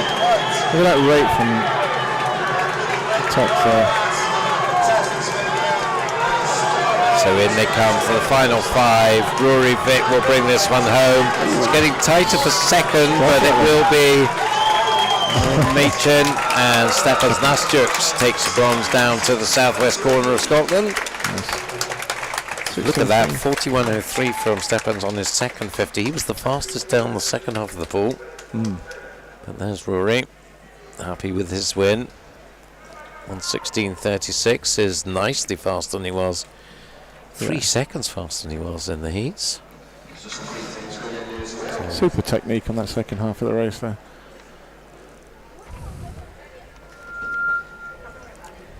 Yeah, so Rory, Aaron and Stephan's 1, 2, 3 there as we come out for the 14-year-old final.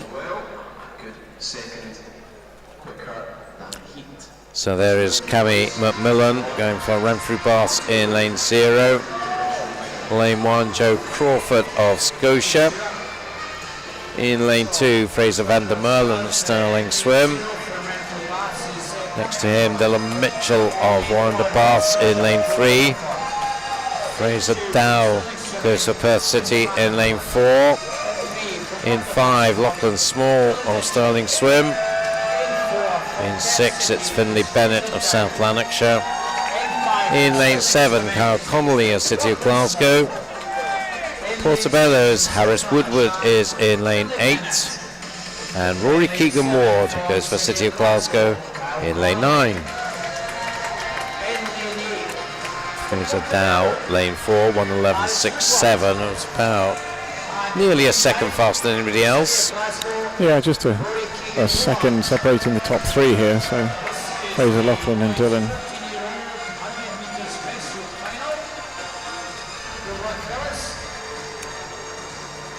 Just got a message that we're running 10 minutes ahead of our schedule, so we've got to slow everything down, but not the swimming.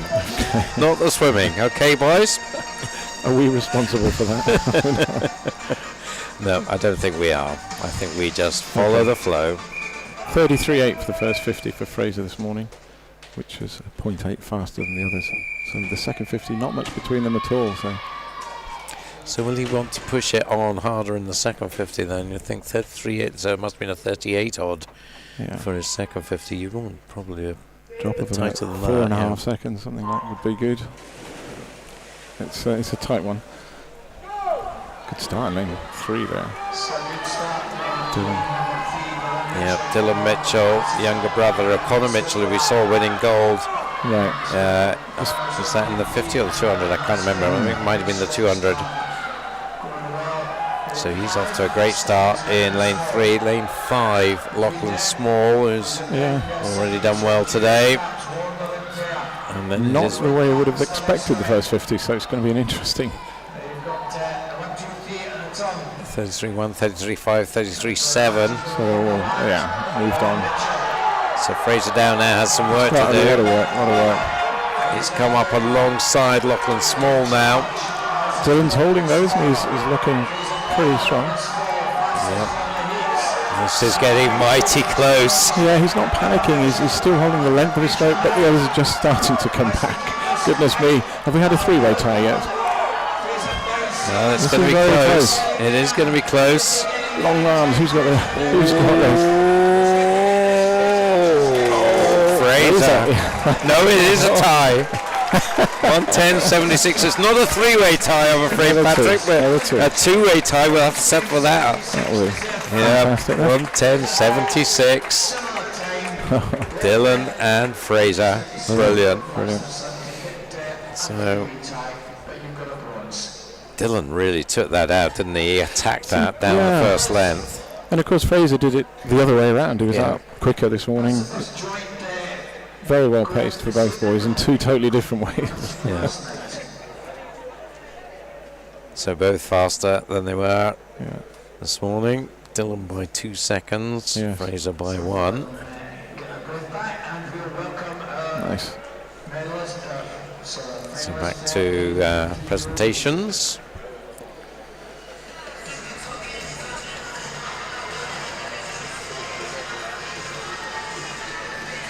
No, it's not. It's not back to presentations. What am I talking about? It's the 15-year-old final. So in this final, I'll line up. Ewan Weir, Dundee City Aquatics in lane 0. Sam Cool of Step Rock in lane 1. Connor Christophorus, Aberdeen Dolphin in lane 2. Lane 3, Craig Shaw of South Lanarkshire. In lane 4, Gregor Ross, City of Glasgow. In lane 5, Johnny Martin of Perth City. In lane 6, it's Cameron Hastings from University of Aberdeen Performance. In 7, South Ayrshire's Lewis Gibson. In lane 8, Callum MacArthur from Margai and Bearsden. And in lane 9, Corey Phillip from Dundee City Aquatics. So Dundee swimmers either side of the pool.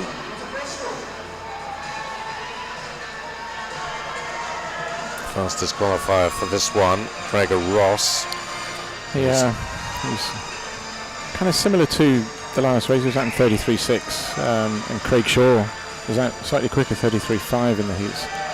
So it'll be an interesting battle between the middle lanes here. Johnny Martin, perhaps the surprise in this package, already picked up a bronze medal in breaststroke, and he's come on leaps and bounds this year. So we'll see whether he can get another medal here. Second fastest qualifier for this final. Yeah, I think the second 50 will be strong for him. I really do on this one.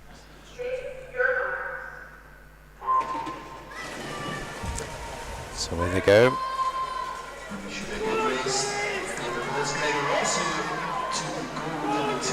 So a little tough to call it from that shot, but you see there, so close. Ewan down here is just flying. Yeah, bit of a surprise to see him in the outside lane actually, because we know he's a very strong breaststroker. One of the Strathallan contingent. Craig coming through very nicely there, isn't he? Yeah. 32, sub 33, so yes, improvement from this morning. Sam Cool turning second, John Martin in third, just ahead of Ewan Weir. So it looks like... Do you think Johnny's going to come back on this? Maybe more than we expected. Short stroke, but high tempo, and he's maintaining it. If he builds his kick now, extends the stroke a little bit, but keeps that tempo going, he'll panic him next time. Yeah, Ewan Weir as well, down on the bottom of your screen, is in the mix here for a medal. Greg is holding. Oh, it's going to be very tight, very, very tight. Not another. Oh my goodness. Gregor just hung on for that. I heard that finish. Johnny Martin, Ewan Weir, second and third. So, very different strokes from the speed. Congratulations all round as their handshakes come, but Gregor Ross by 14 hundredths takes the win. 0.8 faster than he was earlier on. And Ewan Weir out of lane 0 takes the bronze. So it is now presentation time. Which are your favourite events to watch? 400 medley. Is it? Yeah. I like your stuff. Because there's so much that can happen in a 400 medley, and you've got all of the different strengths and weaknesses coming through, and just a great race to watch. I think at any level, really. So our medalists on the podium.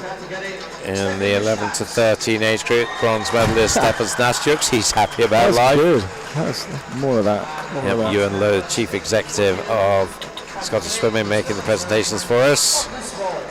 And it's Lachlan Small, slightly less demonstrative. Takes the bronze in the 14 age group. And in the 11 to 13s, it's Aaron Meechin. Takes the silver.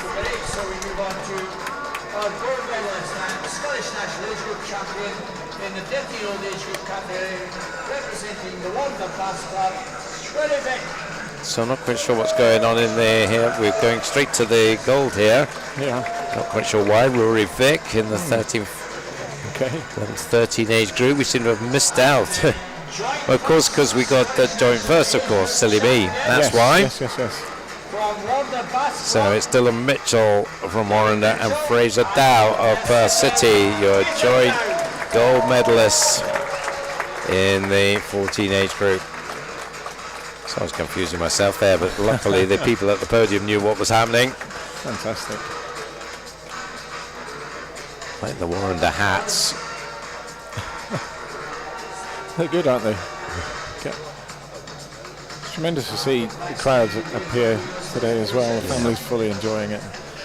Conversations in the cars going home will be very interesting. Yeah, they had to love Stefan's reaction to his bronze medal there. Brilliant. Yeah, Absolutely that's what brilliant. it's all about. Yeah. So here come the 16-year-olds. Yeah.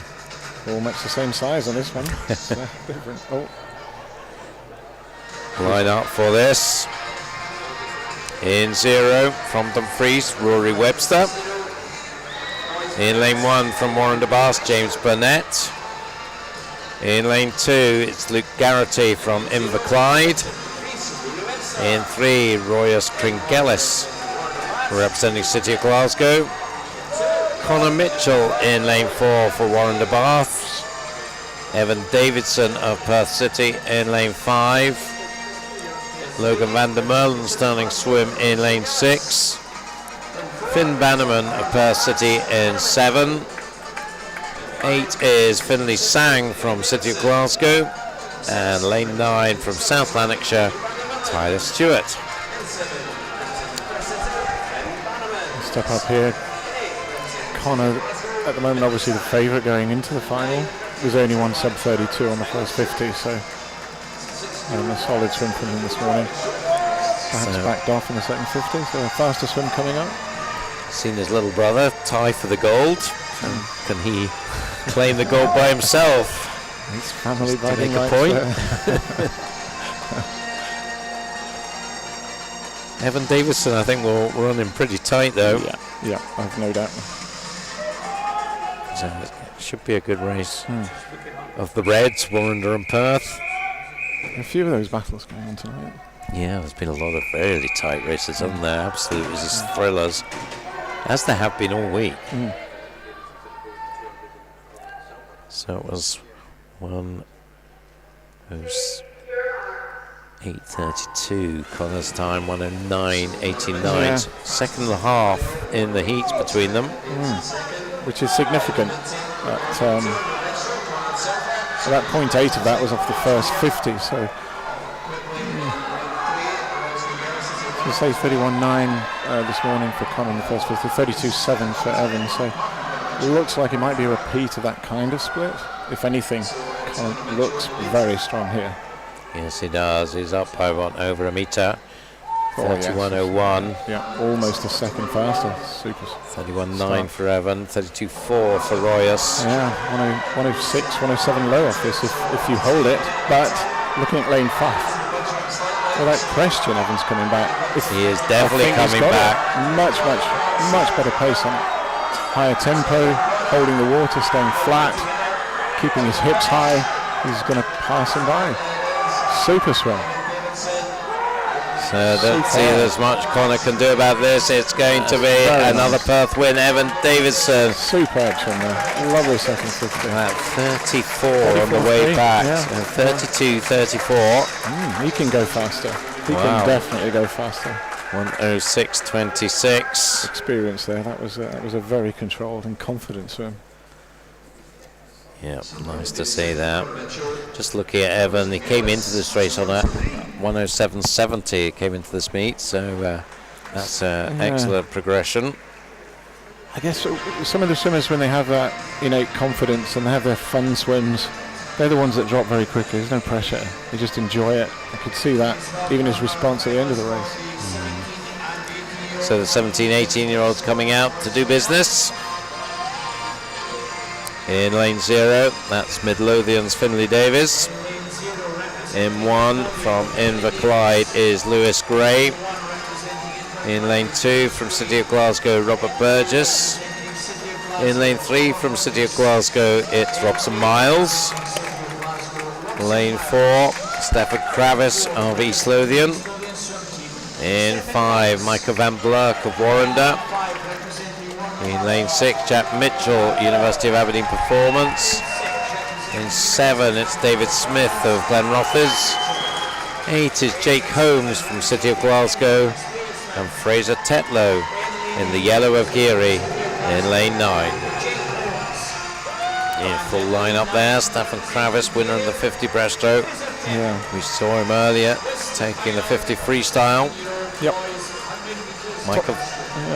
Micah Van Blurk, perhaps the specialist breaststroker in this group. But we'll see whether he can. Yeah, the 4 in the middle are 1.4 seconds between the 4 in the middle, so should be a nice close race. Mika was out fastest this morning.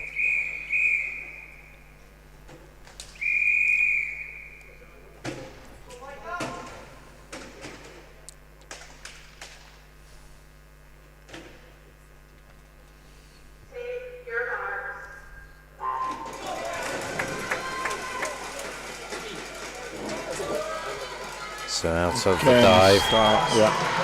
Super. In the white cap, Stefan Kravis. Just edging it. But Micah Van Blurk right beside him. Yep. Others close.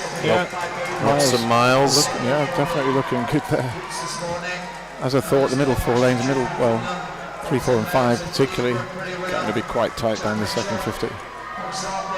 Turning 31 dead for Stefan, 31.3, 31.6, Robson and Micah. Yeah. Jack and Robert just a little bit further back. And Jack Mitchell coming back nicely actually in lane 6 here, looking very strong down the second, looking for a podium spot. So it's going to be very tight for second and third. Yeah, well, Stefan Kravis showing his versatility here. Yeah. It's all about the silver and bronze, isn't it? Some cracking racing. Yeah, so Kravis coming in. Where's the silver guy? Maybe Van Blurk. Yes, it is. And Miles in third. Jack Mitchell just touched out into fourth spot. 105.63. So came into this meet on a 107. So Stefan Kravis, I know he's been working on his individual medal even. I think this breaststroke might be part of that project. Yes. So it's looking pretty good for him. And also a bit like the last race where you've got an athlete who's competing, particularly in certain events, and then does their fun event, no pressure. You see it so often. And I agree with you. To see them moving across to the medleys is so important, whether the 2 or the 4. Completely different events, of course, the 2 and the 4. You said the medley, was it the 4 a.m.? 4, yes, 4. The 2's good too. I like the 2 as well, but the 4 is my favourite one, because you've got time to develop the story of the race, really, yes. Yes. So back to the podium we go. 15-year-olds, 100 breaststroke. David Beattie, Scottish Swimming Pool member, I think that is, making the presentations. And an important figure around the Aberdeen Sports Village. So the bronze medalist in the 15 age group, Ewan Weir from Dundee City Aquatics, great lane swim from lane 0. Royce Tringellis in the 16-year-old age group. The silver medalist, Johnny Martin, Perth City, in the 15 age group, and in the 16 age group, it's Connor Mitchell. And the gold medalists in the 15 age group from City of Glasgow, Gregor Ross.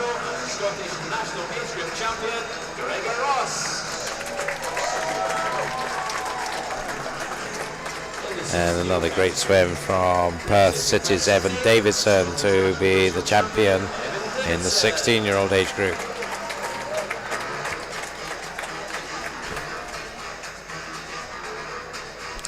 And they'll be joined shortly on the podium by the 17, 18-year-olds. Here they come.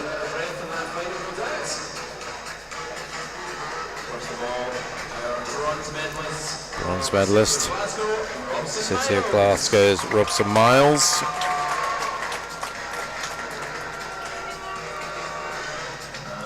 Silver medalist from Warrender, Micah Van Black.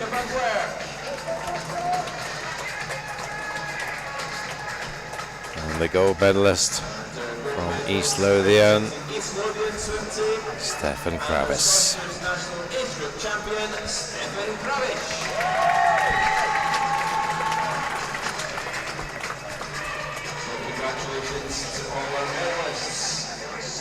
So thoughts about the breaststroke generally? I like there was some really good technique in there. I think that it's one of those strokes you can develop really late. I think for males especially, there's so much gains with strength and balance within the stroke. I think it's really important to stay the course. There's no doubt we could be looking there at somebody going to Commonwealth Games, podium at Commonwealth Games, if they believe in what the process is they're following at the moment and they continue that progression. I think that's the message that they should all be having. I think we have to be making sure that we allow these youngsters to believe in the path that they got ahead of them. Some fantastic swims there. So we take our final photographs from the podium and we move back to the blocks for 200 butterfly for the women, starting with the 11 to 13s. Line up in lane 0, Ruby McInnes from North Ayrshire. In lane 1 from Geary is Millie Searle. In lane 2, Charlotte Craig, Ren 96. Amy Rowell goes for City of Glasgow in lane 3. In lane 4, it's Amber Hinton of Dumfries. In 5, Kalila Smith of Aberdeen Dolphin. Rebecca Reid, Warren de Bass, is in lane 6. Katie Ray for Geary in lane 7. And in lane 8, Charlotte Sheen from University of Aberdeen Performance. And of course we can see the 12-year-olds not wearing the suit, wearing normal costumes. Fantastic to make finals. Yeah. And maybe in the 200 fly there's something in that. I've been looking at the pace structure. Actually the girls, the top 3, paced it really, really well for the times that they did in the heats.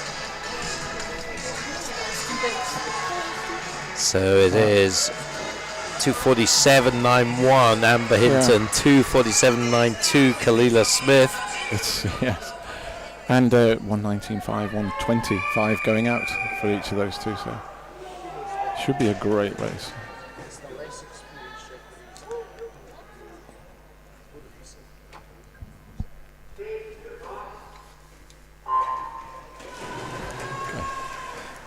So down the 15, leading this one off. Well, pretty close, perhaps lane 5. Kalila Smith just edging it early Definitely. Nice stroke, hips coming high, feet breaking the surface, looks balanced. And one of our 12-year-olds as well, isn't it? So the 12-year-olds, Katie Ray, Millie Searle, and Charlotte Craig.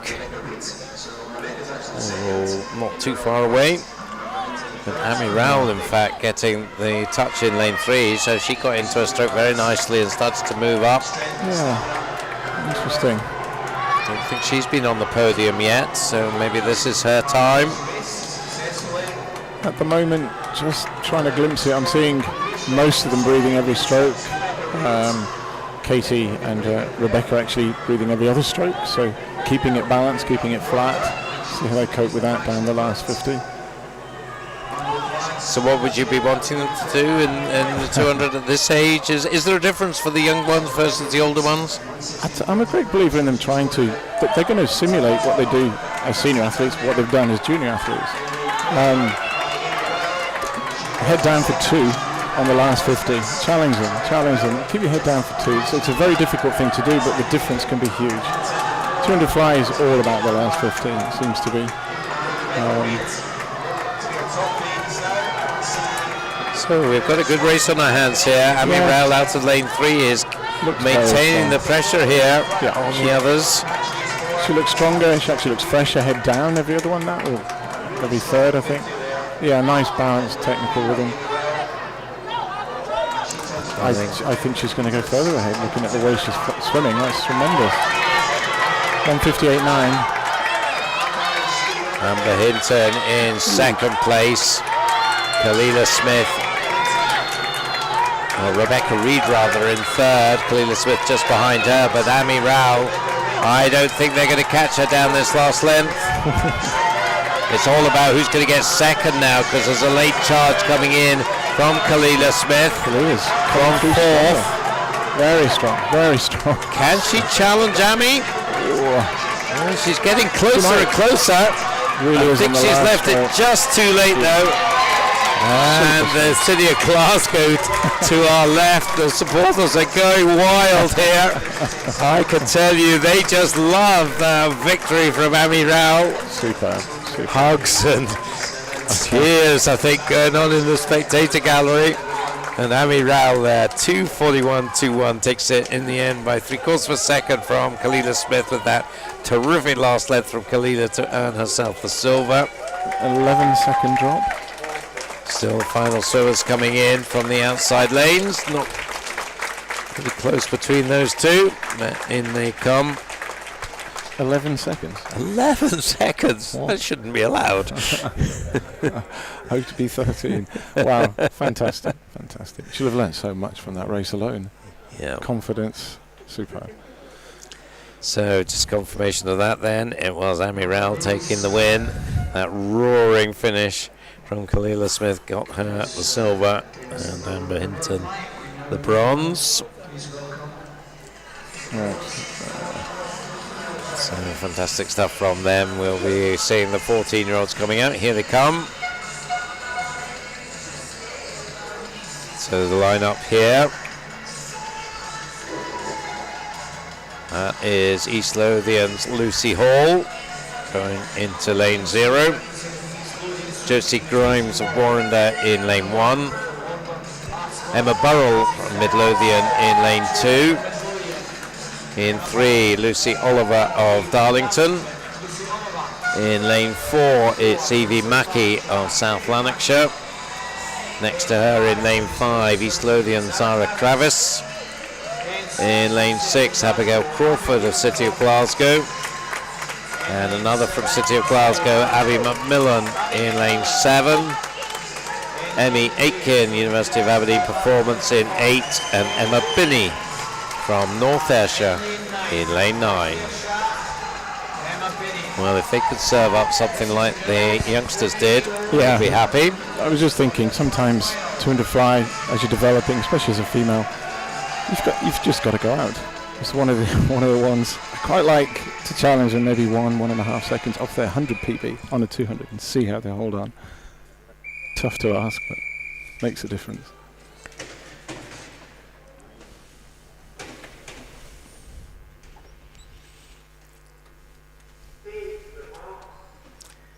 So we've probably got the 2 stars in this age group, Evie Mackey and Zara Kravis, going side by side here in the centre lanes.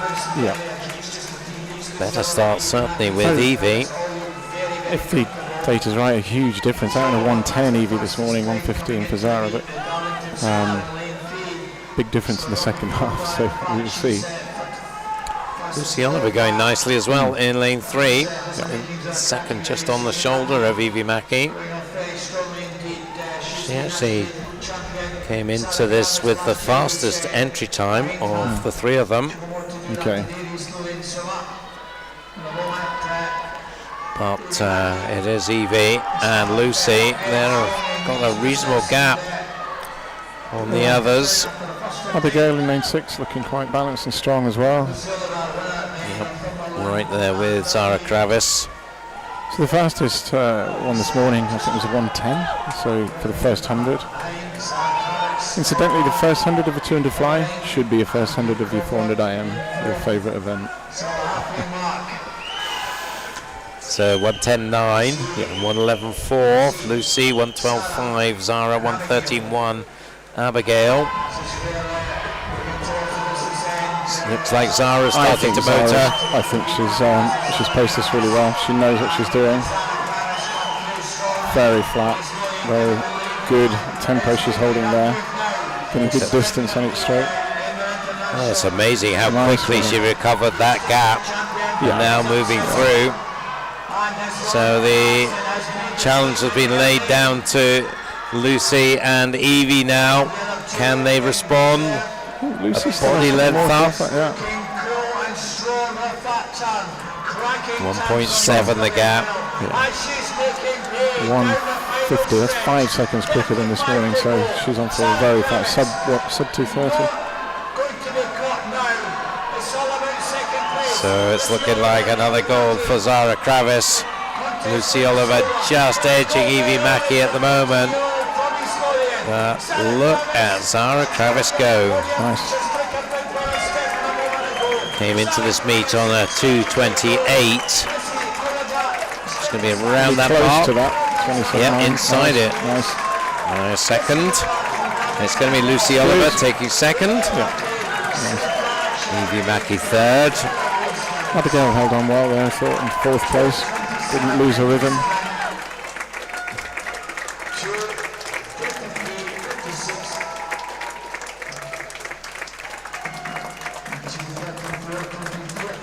Oh, she looks so happy with that, doesn't she? Big hugs. It's lovely when the swimmers really, they're big opponents, but yeah. Big improvement for Emmy Aitken. I have to get that in 7 seconds. I thought that was tremendous. Sorry. No, go for it. 200 fly, just such a brutal event, isn't it?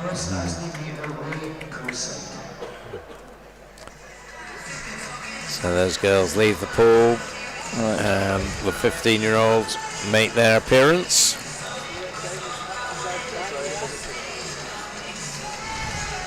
Coco sitting, 5 seconds ahead of everybody on this from the heats. So the line-up here, Kira Gregg with the thumbs up goes in lane 0 for Fauldhouse Penguins with her teammate Rosie Heaps in lane 1. Layla Weatherspoon, Hartwood Lothian in lane 2. Macy Carty, another Fauldhouse swimmer, goes in lane 3. Coco Croxford in lane 4 for Sterling Swim. Madison Cool of Bucky in lane 5. Ellen Denny in lane 6 for Geary. Alice Cumming, City of Glasgow in lane 7. Kaylin Chan of North Ayrshire in 8. And Angelika Samovalova of Lowick in lane 9. Good. So as you're saying, Coco Croxford quite a bit faster than anybody else, 5 seconds faster than Madison Cool this morning. Yeah. And then another 7 seconds back to Macy Carty. So interesting, both were out about the same time in the first 100, so maybe Madison's got more to offer in the second 100 for the final. Maybe she's saving it. Well, we saw that from Zara in the last race. Yes. So yes. Let's see how it works out.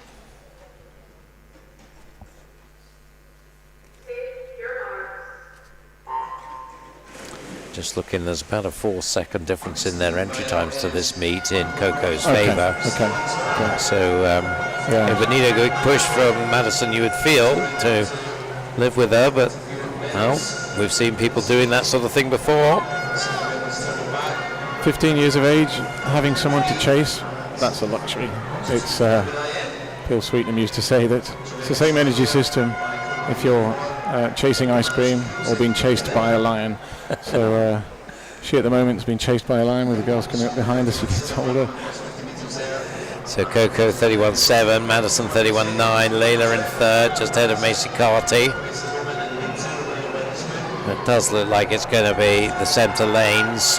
Coco in the white cap and Madison in the blue. I like Madison's stroke actually. I think it looks good.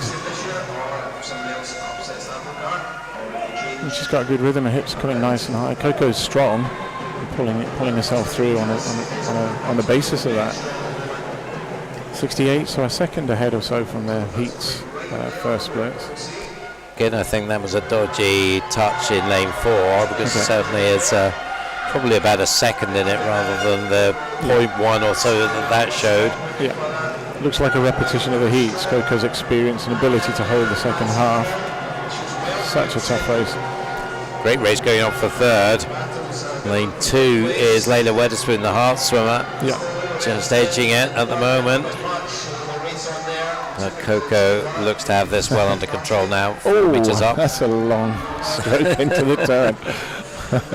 So there'll be a learning around that. But good underwater, though. You know, she's used it. Extremely good.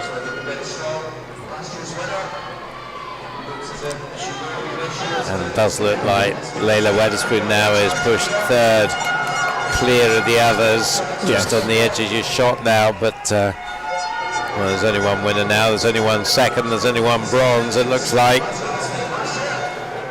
Coco. So her time this morning 2:25.01, 2:20. She actually did a 2:18 last week at Sheffield. Right, so not at that pace today, but 2:23. 2:27, nice one there from Madison. Yeah. Madison then a clear second. Layla Weatherspoon 2:34 for her. An opportunity event, I think, for us, for these girls to fly. Keep working at it. There's plenty of opportunities. So is that in terms of the strengths in 200 fly in Scotland, or what do you mean by the opportunity? I think that there's the fear factor, isn't there? I think swimming's a tough sport. We all know that. It's consistency, honesty, and application throughout the whole season that will count. And if you can get the technical balance right, and then add your consistency, and the benefits can be huge. Whereas a lot of people will move away from any event where you're really struggling down the last 50, and I've been there. It's almost like slapping a puppy. You kind of, okay, I'll leave that one alone. I just think that people need to stick with it, believe in themselves, get themselves up and race hard. So I think you know this person that's doing the presentation. Oh goodness, I didn't know she was here. Hi Hannah. How are you? Hannah Miley, of course. We'll talk about 400 IM. As you've got the expert practitioner on that one, giving out the medals here to our youngsters. So Amber Hinton from Dumfries, the bronze in the 11-13s, and Evie Mackey from South Lanarkshire in the 14-year-olds. The silver medalist Khalida Smith from Aberdeen Dolphin. That's super. And in the 14-year-old age group, Darlington's Lucy Oliver. So we've got that 6-inch factor I spoke about. She's going to be a lot quicker. Yeah. Timer at 150. And your gold medals, the Scottish champions from City of Glasgow. It's Amy Rowell.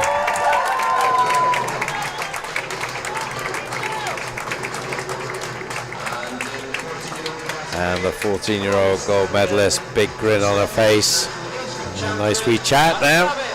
Sarah Kravis. I think it is a thrill because these girls, when they were really young, I think they would have looked up to Hannah and said, well, this is what I want to be. when I grow up. It's an important role for any swimmer. I think when retiring, to stay connected is so good, so good. Yep. And a lot of swimmers do these days, which is tremendous.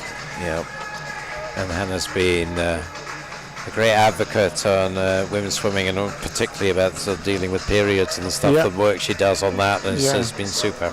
Hugely, yeah. Fortunately, she's much more like a mother than a father. We won't go there, I think. Probably wise.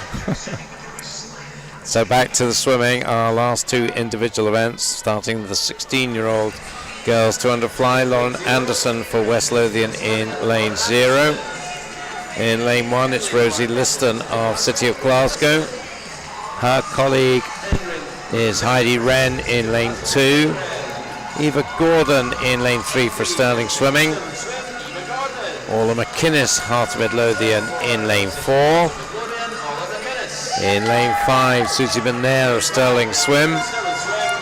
Tia Aitken, University of Aberdeen Performance, is in lane 6. Zara Innes of Carnegie in lane 7. And fellow Carnegie swimmer Gemma Brown in lane 8. And in lane 9, the Scot from City of Peterborough, Megan Donovan. Perfect. I love that on the cap there, cops.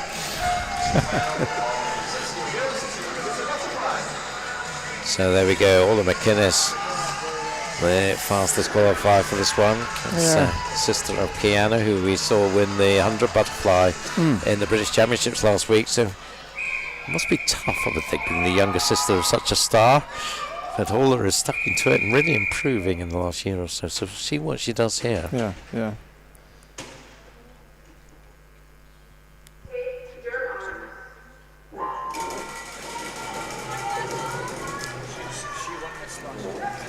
So in the heats, it was 2:31 for Orla, 2:33 for Susie, 2:35s Eva and Tia. And Heidi did go out fastest in the first 50. Looks like maybe a repeat of that, I don't know. Eva Gordon left a bit at the start there in lane 3, so she's got some work to do, and good starts, well, pretty much across the field other than her. Lane 8 going nicely, lane 0 leading the way. Wow, 32.44 for Lauren Anderson. Don't think I saw that coming. No. First 50. It's getting into that rhythm that's tough with the 200 fly. There's a fear of, in fact, swimming fly at a slower stroke rate is, I think, harder than a higher tempo. Smaller amount of pull, smaller kick, and just kind of skim across the water a little bit more in the first half, and then add the power in the third 50. So this, I think, is probably going to be all about the second half, isn't it? Because there's absolutely nothing in Eva so looks far. good, I think. Eva looks super with her stroke there, I think. Yeah, she definitely looks technically the most efficient there. She's picking up her tempo a little bit. She's swimming this really well. Really well. Susie McNair also looking strong. So the Stirling swimmers making their move in lanes 3 and 5. Wonder where that's come from. Some good coaching, I think. Some good coaching. Yeah. Orla McInnes is starting to move up. She's tough. So it's just on the shoulder of Eva Gordon now. But Susie McNair leads the way. Yeah. Nice second half of that 50 there from Susie. So who's going to get this? Orla, I think, has the pace at the moment. Can she keep the drive on down this last length? Will Susie McNair see her off? She's got a good lead. I think it's going to be tough for Orla. Very. Looks like she might have to settle for silver. It's going to be tight for bronze here. Yeah, very tight. There's plenty of contenders, 4 of them. Who's going to spot the finish? Susie then takes it in. Orla, look at them coming in. The touch going to Zara Innes, the Carnegie swimmer, nicking it by the tiniest of margins. But Susie McNair, 2:28.15, takes the win. How many times did the lead change hands out? Several, wasn't it? Yeah. 5 seconds faster than she was in the heats. Orla McInnes second, and look at that, Zara McInnes by 200ths, and then nothing between fourth and fifth and sixth. Wow. Small margins. Yep. But I think that might be the first Carnegie swimmer getting onto the podium this week, so she'll be very happy with that. Good. Oh no, I think I'm wrong, because James Kilpatrick, I think, has been there. So Kirkpatrick, I should say. So final individual race before we go to relays, and we have Lexi McCappin for first in lane 0 in the 17-18 200 butterfly final. Kirsty Gilmore in lane 1 for South Lanarkshire. There's Nuala Gal of Geary. In lane 3, Hannah Willis, City of Glasgow. Lane 4, all ready to go, Stella McCarty, also City of Glasgow. Holly McGill, I guess you call this a fun event for her. The Heart of Midlothian swimmer. Lane 6, Jessica Heaps of Fauldhouse. 7 is Isabel Wood from Sterling Swim. In lane 8, Alyssa Goodbrand of Eithen. And in lane 9, Emma Creaney from Cumbernauld. So this could be tight. Yeah, Stella McCarty, you would think the established fly swimmer in this group. But Holly McGill, of course, mainly known as a backstroker, just off the podium at the British Championships in 200 back. Looked pretty good this morning. Yeah. First 100 actually 0.32 faster going out than Stella. But whether she was backing off in the second half or not, we're going to find out.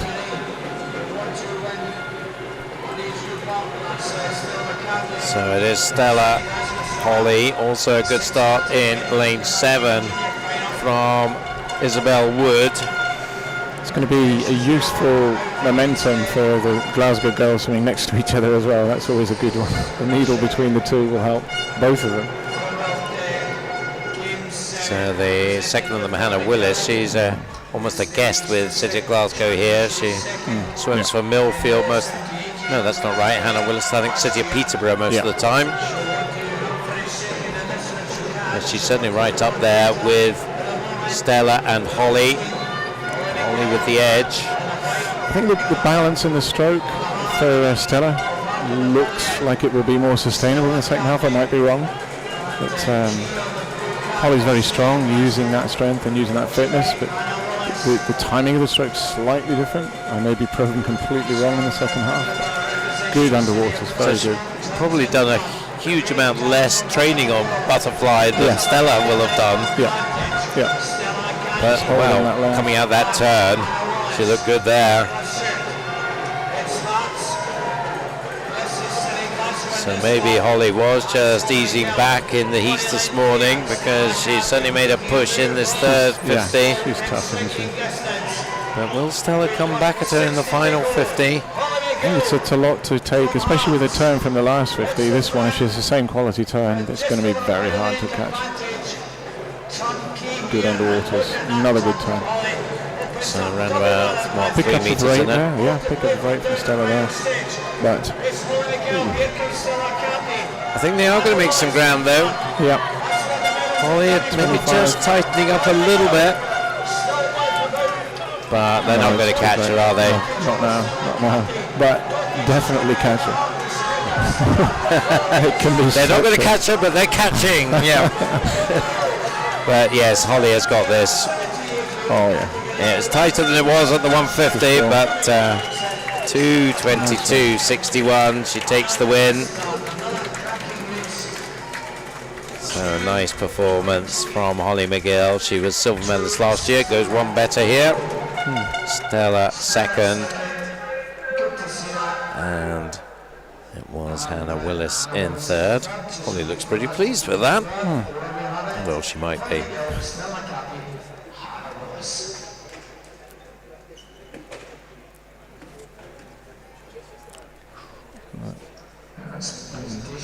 So I think we'll be going to presentations before we move to our final event, which is the mixed 17 over medley relay. Wow. Yeah, a nice fun way to finish. Definitely. Your experience in commentating for that one, keeping up with it, it's like, goodness me. You must be exhausted after 2 weeks back to back. Britain's best commentator at both of the main meets this month. It's been good fun. It's only an experience. 2 days to go. Ask me on Sunday. So here we go with our first presentation for the bronze medalist there in the 15 age group, Layla Weatherspoon from Heart of Midlothian. And the 16 age group, Carnegie's Zara Innes. Hannah again doing the honours for us, Hannah Miley. The silver medalist from Bucky, Madison Cool.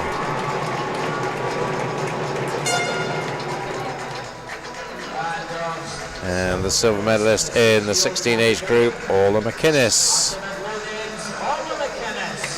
Heart of Midlothian.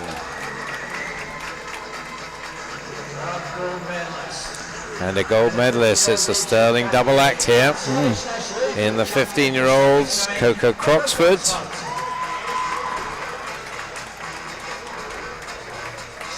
Good work from the girls. And in the 16-year-olds, Susie McNair.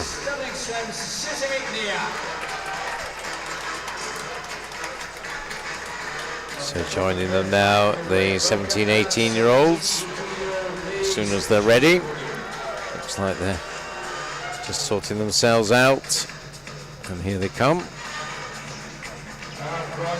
So the bronze medalist is Hannah Willis, City of Glasgow.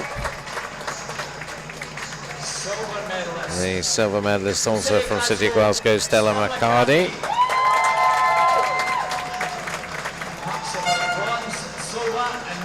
And the gold medalist and national champion from Heart of Midlothian, it's Holly McGill. So is that a Scottish top she's wearing? Certainly not a Hearts top. Yeah, that's it. Of course, Commonwealth Games team member. Yeah. Holly McGill. Nope. Full start. So off they go. I imagine some of them will be swimming in this relay that's coming up. Mixed relay. I can certainly see Stella McCarty's name in the City of Glasgow team. Doesn't look like Hearts are running a team, so Holly will get the time off. Great that they're all dressing up for this, these relays. So just the three teams will go in the first of the two heats. That's the lineup: East Lothian, Geary and Highland swim team. That's an East Lothian B team. They're running an A team in the second heat.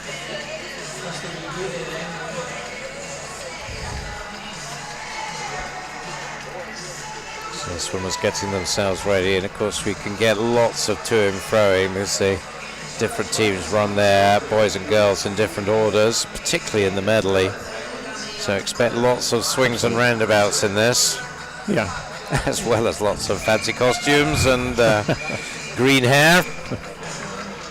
Normally it's 2 boys, then 2 girls, isn't it, for the elite teams? But of course you have to play to your strengths. Yeah. I like it when they're contrasted, because then the next one has so much to work at or catch up with. It actually looks like we're only down to 2 teams here. Okay. So one of the teams has dropped out. I was thinking it is the East Lothian B team that's dropped out. So it's going to be a North affair, Geary of Inverurie against the Highlanders. And straight away it's Geary off to the lead. Big early advantage. That is Kyle Mitchell going out on the backstroke for them against Elizabeth Morgan for Highland. This is where it gets interesting. Contrast in speed.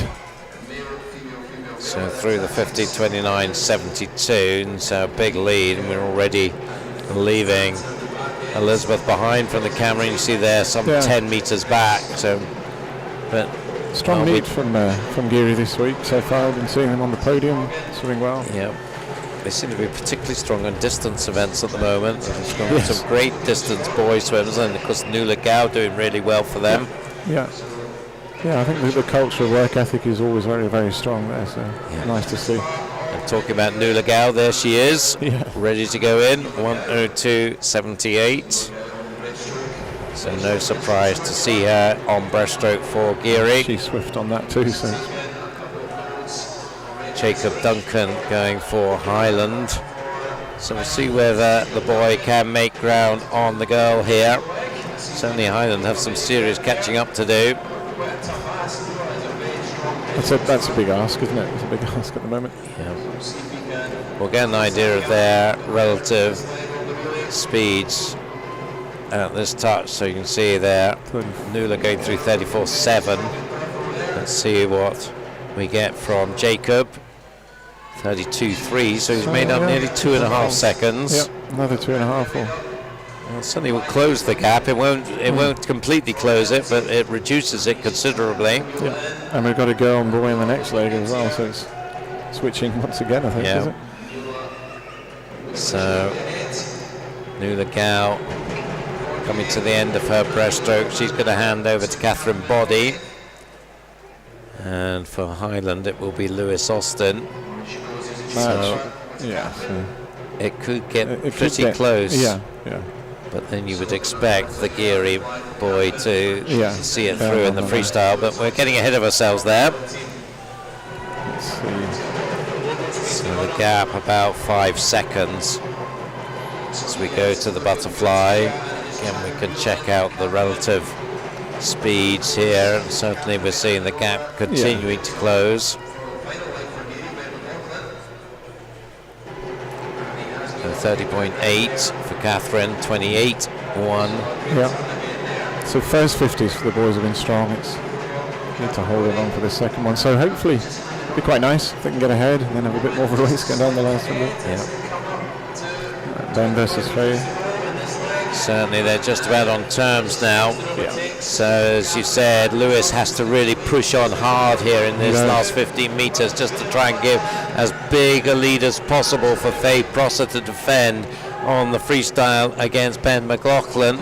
That is going to be tough for Faye, you would think. Yeah, tight take over there as well. Sharp one, yeah. Hopefully it was legal. So 3:22 against 3:24, but Ben in the yellow, you would think, will eat that up pretty quickly. Sure, yeah.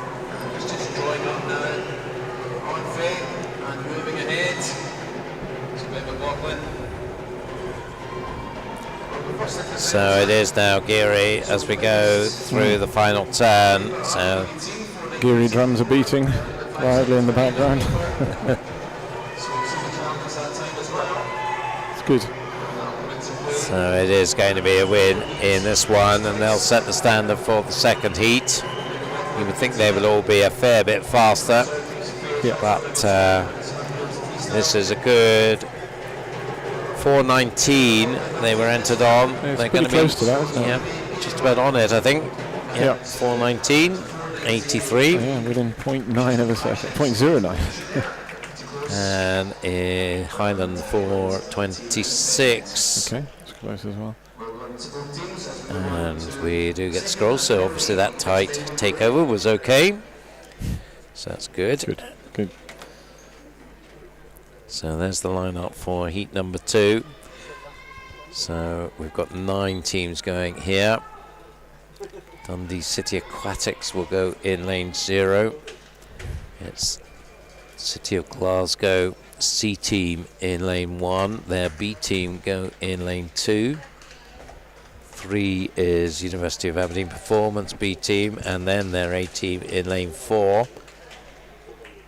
City of Glasgow A team in 5. Warrender A team in 6. East Lothian A team in 7, and Stirling Swimming in lane 8. So University of Aberdeen, from memory, I think won the freestyle mixed relay. Okay. So I think they'll be looking to do the double here with the medley. The first leg with Cameron, Jamie and Robert Burgess there in lanes 3, 4 and 5. Could be an interesting first 100 in the backstroke. Jamie is in his second year with you in Aberdeen, or third year? I can't Second remember. year. Well, no, he's in his second year, but he's doing year one. Right, okay. He's doing accounts, so Okay. super young man, very focused. So came up from Midlothian, and he's really transformed his swimming since he came to Aberdeen. Yeah, he's just worked. He's easy to coach because he does everything he's told to do. Coach's dream, then. Yeah, he is. It's what's good is that you don't have to be going to university. The best you can move on. We saw that down at British Championships with a lot of the guys. Birmingham University's contribution to the 200 back. So certainly it is Jamie Ferguson in 4, Cameron Travis in 3, and Robert Burgess in 5, making the running. So the 2 Aberdeen teams, along with City of Glasgow A, through, and it is the University of Aberdeen A team, 27-4 for Jamie. It's interesting off the back of swimming. They're looking good, but you can see they're tired. A lot of the swimmers who've been down to Sheffield come back up. So it's nice to see them getting back on it straight away. So a handy lead to take to the breaststrokers, and going in is Connor Massey. So the University of Aberdeen 8 team going man, as you talked about earlier. Yeah. Connor then with City of Glasgow doing the same thing with Yusuf Patoot, and the University of Aberdeen B team also man. Jack Mitchell. Yeah. And it looks like City of Glasgow making up a bit of ground here. For sure. That is a very good first 50 there from Yusuf. Quite an experienced breaststroke, both of them are actually. Yeah, well, Connor came to me as a backstroker, and he is a good backstroker, but we found that his breaststroke, and I think we're building this season into next season, is when we want to make the difference. He certainly works short course, long course is very difficult. But good leg here from the Glasgow team. So it's pretty even now. It'll be down to the girls to sort this out. It will. City Glasgow, I think, are just going to edge it at the halfway mark. Stella McCarty going in for them pretty much straight after a 200 butterfly. Will that tell? It's going to be tough working against Yasmin Perry. Yeah. We talked about her earlier off camera, breaking the minute at the British Championships, not once but twice. Yeah, she was excellent. And gained a lot of confidence from that, so looking forward to the next 15 months or so, see what we can do. So it is Yasmin opening up a handy lead now over Stella. Big ask to do a 200 fly and then do the 100 fly on the medley relay. Yes. University of Aberdeen B have got Alcaraz in the pool. Yeah, she's coming through quite nicely. And up in lane 6, Warrender looking very strong there. Yep, the leg on Brodie Gordon Gibson. So they've gone girl, man, girl. Right. So Brodie is closing up, and then there'll be a girl on the back end of the Warrender team, Natasha Simpson. Leading the way comfortably now is the University of Aberdeen A team, Mary Mischenko. Will have the job of seeing this lead through. City of Glasgow have Drew Mackenzie, so they've got a fast swimmer on the back end of this, but I don't think they're going to be able to catch. No, I think the race is going to be for the bronze, isn't it? Yeah, it is. Marie in lane 3, and then Marie Wood for University of Aberdeen Performance B team against Natasha Simpson for Warrender. Natasha's coming through really well, isn't she? She's not really think of her as a 100 swimmer, but she's wanting to show a turn of speed here. And of course Rory down here is flying through. Look at that. So we got that wrong. Rory McKinnon coming storming through. It's been a long evening. The 100 freestyle specialist from City of Glasgow. Surprised to see him in the B team, to be honest. But there we go. It was a win, a comfortable win for the University of Aberdeen A team. Mary Mischenko steering them safely home. City of Glasgow takes second and third with that storming finish from Rory McKinnon. Yeah, very strange to see him in the A team. Cool, both of us out. I should have looked at the sheet. So that was our last piece of action today. We've of course got the presentations for this last event to come. Excellent. Summary there. So University of Aberdeen, City of Glasgow A, City of Glasgow B, the 1, 2, 3. So all faster than the first heat, as you would expect. So that completes the story of the night.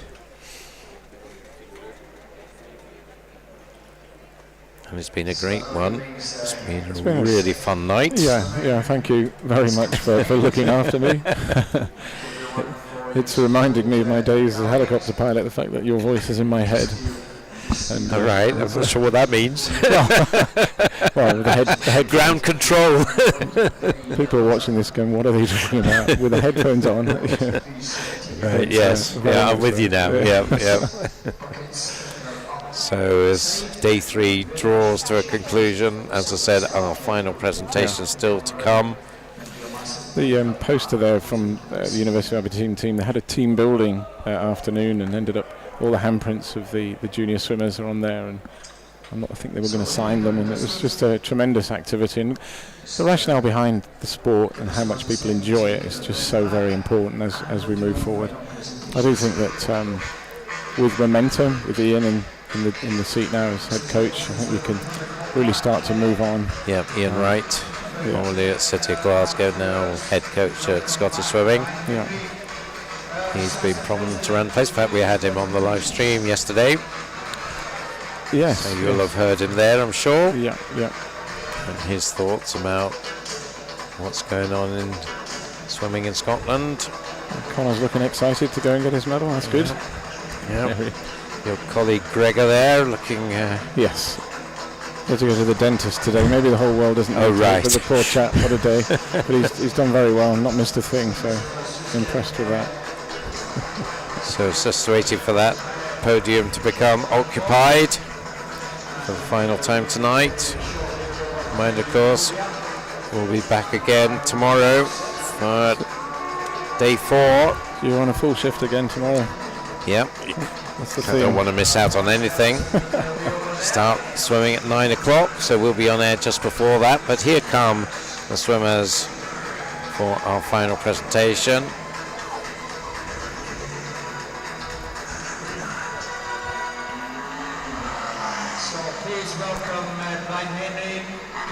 Brian Henry, the president of the Scottish Amateur Swimming Association, making these final presentations. And the bronze medalist, City of Glasgow B team. The B team, Amy Shields, Amy McLeod, Aidan Kay, and Rory McKinnon. Enjoyed that. Well, that was a blitzing final 100 from him, wasn't it? It didn't seem coming. Yeah. Well, here are It's interesting. boys and girls. Since they've introduced the mixed relays, it's a great dynamic, isn't it? It's not just the boys and girls. It's a whole lot It's together. a team. Yeah. And so the silver medalists there, the City of Glasgow A team, Robert Burgess, Yusuf Patoot, Stella McCarty and Drew Mackenzie. Great, love it. Brilliant. And the champions, gold medalists, University of Aberdeen Performance A team, Jamie Ferguson, Connor Massey, Yasmin Perry, looking very happy. Yeah, she's been great. And Mary Mischenko, looking quite serious about it.